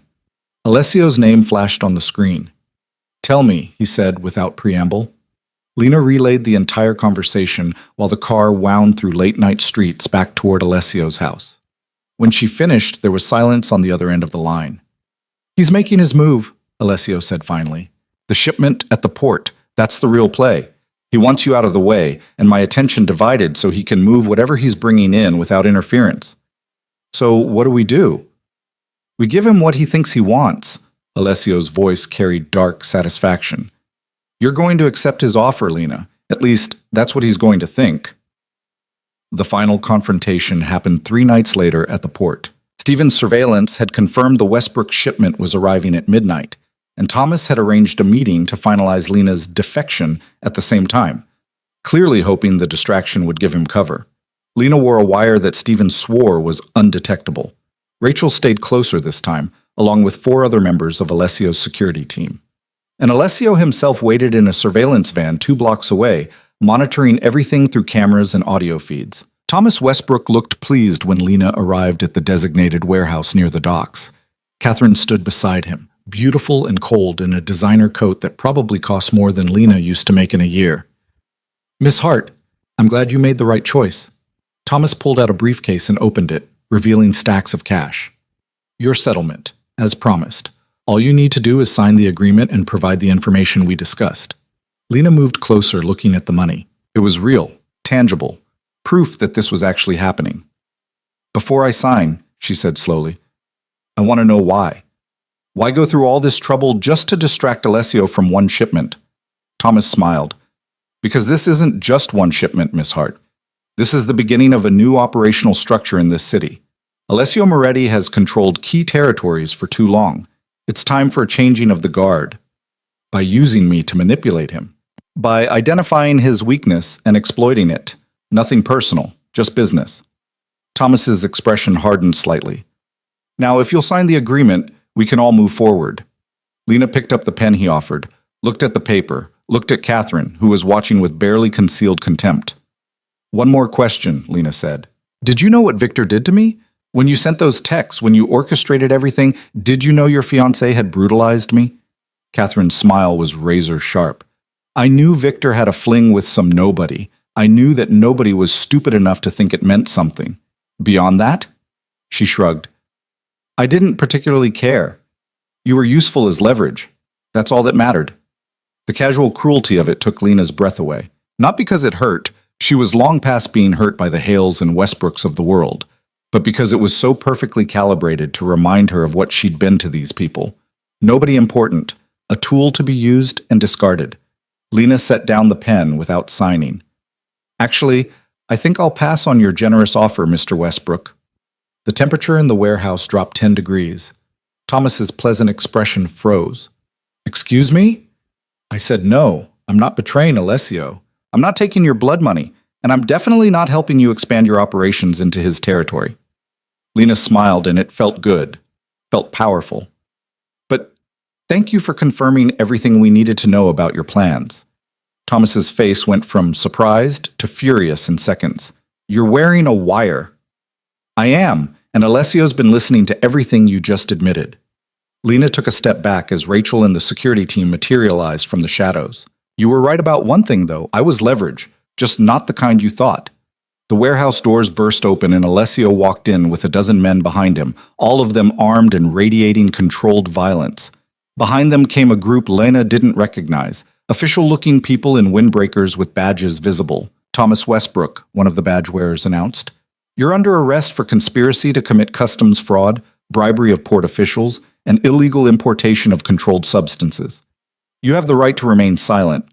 The rest got lost in the chaos as Westbrook's security team tried to resist, realized they were outnumbered 5-1, and surrendered with varying degrees of grace. Catherine tried to run but got stopped by Rachel, who looked entirely too pleased about the tackle. Alessio walked straight to Lena, ignoring the arrests and shouting around them. His pale eyes scanned her from head to toe, checking for damage. "You okay?" he asked quietly. Better than okay. That was incredible. Lena was shaking with adrenaline and triumph. "Did we get everything?" "Everything. Full confession, admission of the smuggling operation, even acknowledgement that they knew they were trying to displace me. Between Stephen's evidence and your wire, the federal prosecutor has enough to put them away for years."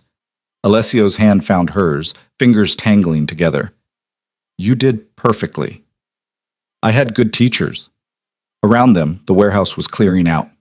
The federal agents were processing the Westbrooks and their associates. Alessio's team was methodically documenting everything, protecting their own interests while the government handled the prosecution.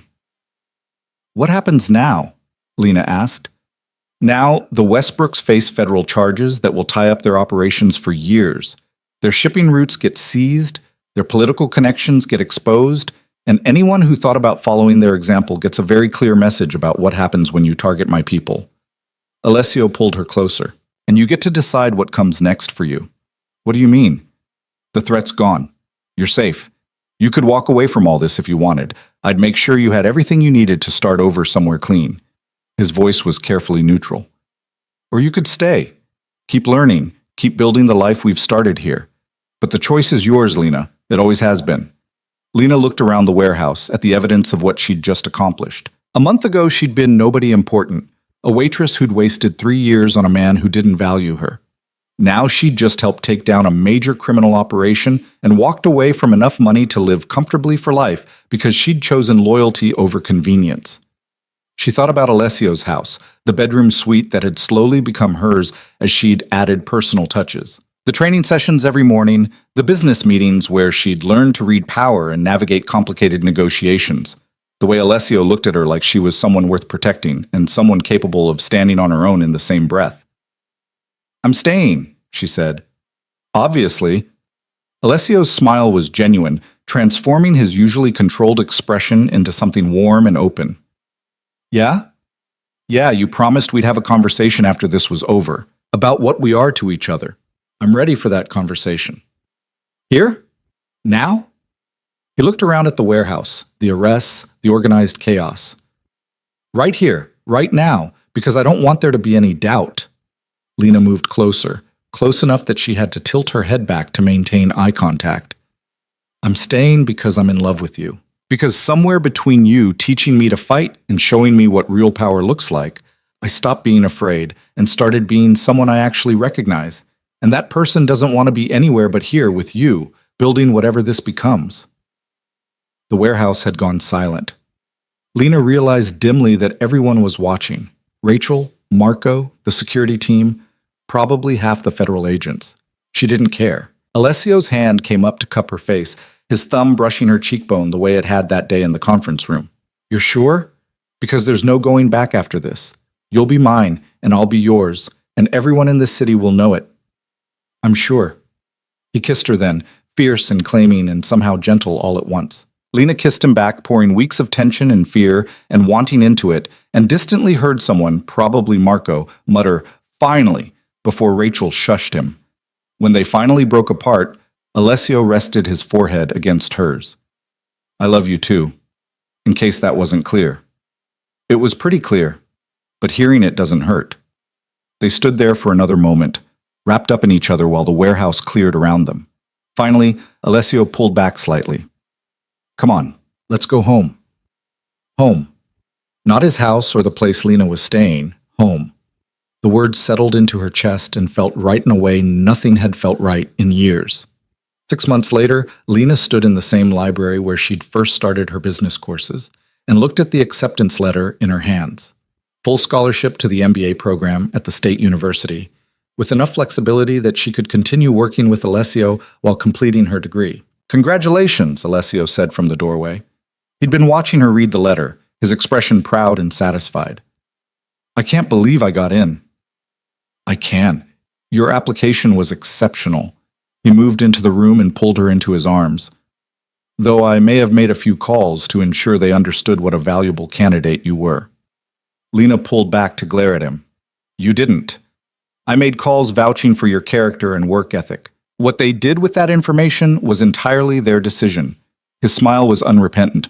Besides, you earned this.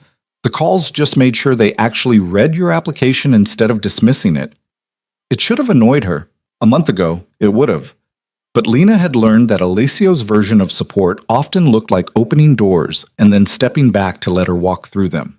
He'd given her opportunities, but she'd been the one to work for them, to prove she belonged. The past 6 months had been a strange kind of wonderful. Lena had continued training with Rachel, had started sitting in on actual business negotiations instead of just observing.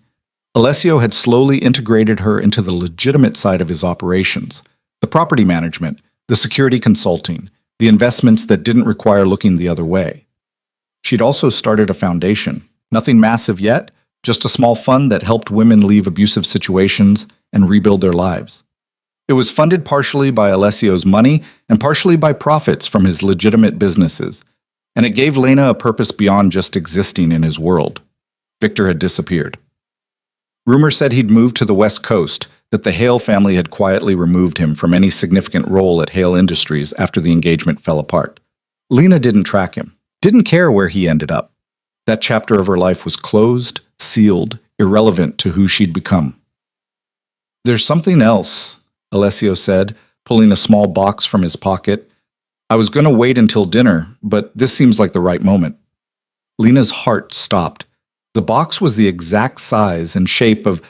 He opened it, revealing a ring that was somehow both elegant and understated. A single diamond set in platinum, the kind of thing that suggested permanence without being ostentatious. I know it's fast, Alessio said, his voice uncharacteristically uncertain. We've only been together 6 months, but I've spent those 6 months watching you transform into someone extraordinary, and I don't want to spend another day without making this official. He paused. Marry me, Lena. Not because you owe me or because I'm protecting you, but because we're better together than apart. Because I want to build a life with you that's ours, not mine or yours, but something we create together. Lena stared at the ring, at Alessio's face, at the library that had become one of her favorite rooms in a house that had become her home. 6 months ago, she'd been a waitress drowning champagne in humiliation. Now she was someone who took down criminal operations, who ran a foundation helping other women, who was starting an MBA and dating, about to marry, one of the most powerful men in the city. Yes, she said, not even needing to think about it. Yes, obviously yes. Alessio's smile could have lit the entire house. He slid the ring onto her finger, perfect fit, because of course he'd somehow figured out her size, and kissed her with the kind of intensity that suggested the celebration might not wait until after dinner. One condition, Lena said when they broke apart. Name it. I want the foundation to be part of our lives, not just something I do on the side, but something we build together. Something that uses your resources and my experience to actually help people. Done. Anything else? Lena thought about it. About the girl who dropped that champagne tray and the woman she'd become. About all the ways her life had imploded and reformed into something she'd never imagined wanting, but now couldn't imagine losing. No more secrets between us. Complete honesty, even when it's ugly or complicated. If we're doing this, I want all of it. The legitimate businesses and the gray areas and everything in between. I want to know who I'm partnering with. Alessio's expression sobered. Some of what I do, Lena, some of the things I've done to build what I have, they're not pretty, not moral or justifiable or easy to live with. I know, and I want to know them anyway. All of it. He studied her face for a long moment, then nodded. Okay. But we do this in pieces. I'm not dumping everything on you at once. Fair. They stood there in the library, wrapped around each other, while the afternoon sun poured through the windows and turned everything golden. Somewhere in the house, Diana was probably preparing dinner. Rachel was off duty but would be back tomorrow for their morning training session. The world kept turning, kept presenting challenges and dangers and opportunities. But for the first time in her life, Lena felt ready for all of it. Not because she was fearless. She was still terrified half the time, still learning, still making mistakes. But because she'd learned that fear didn't have to be paralyzing, that being afraid and doing it anyway was its own kind of power. I love you, she said, looking up at Alessio. I don't say it enough, but I do. You gave me my life back. No. He kissed her forehead, gentle and reverent. You took your life back. I just made sure you had the tools to do it. Maybe that was true. Maybe transformation was always a choice, a decision to become something different than what circumstances had made you. Maybe Lena had always had the strength to rebuild herself, and Alessio had just shown her where to start. Or maybe it was both. Maybe that's what real partnership looked like. Two people who saw potential in each other and built something better than either could have created alone. Either way, standing in that library with a ring on her finger and a future spread out before her like an open road, Lena Hart knew one thing for certain. She was nobody's victim anymore. Nobody's weakness. Nobody's afterthought. She was Lena Hart, soon to be Lena Moretti.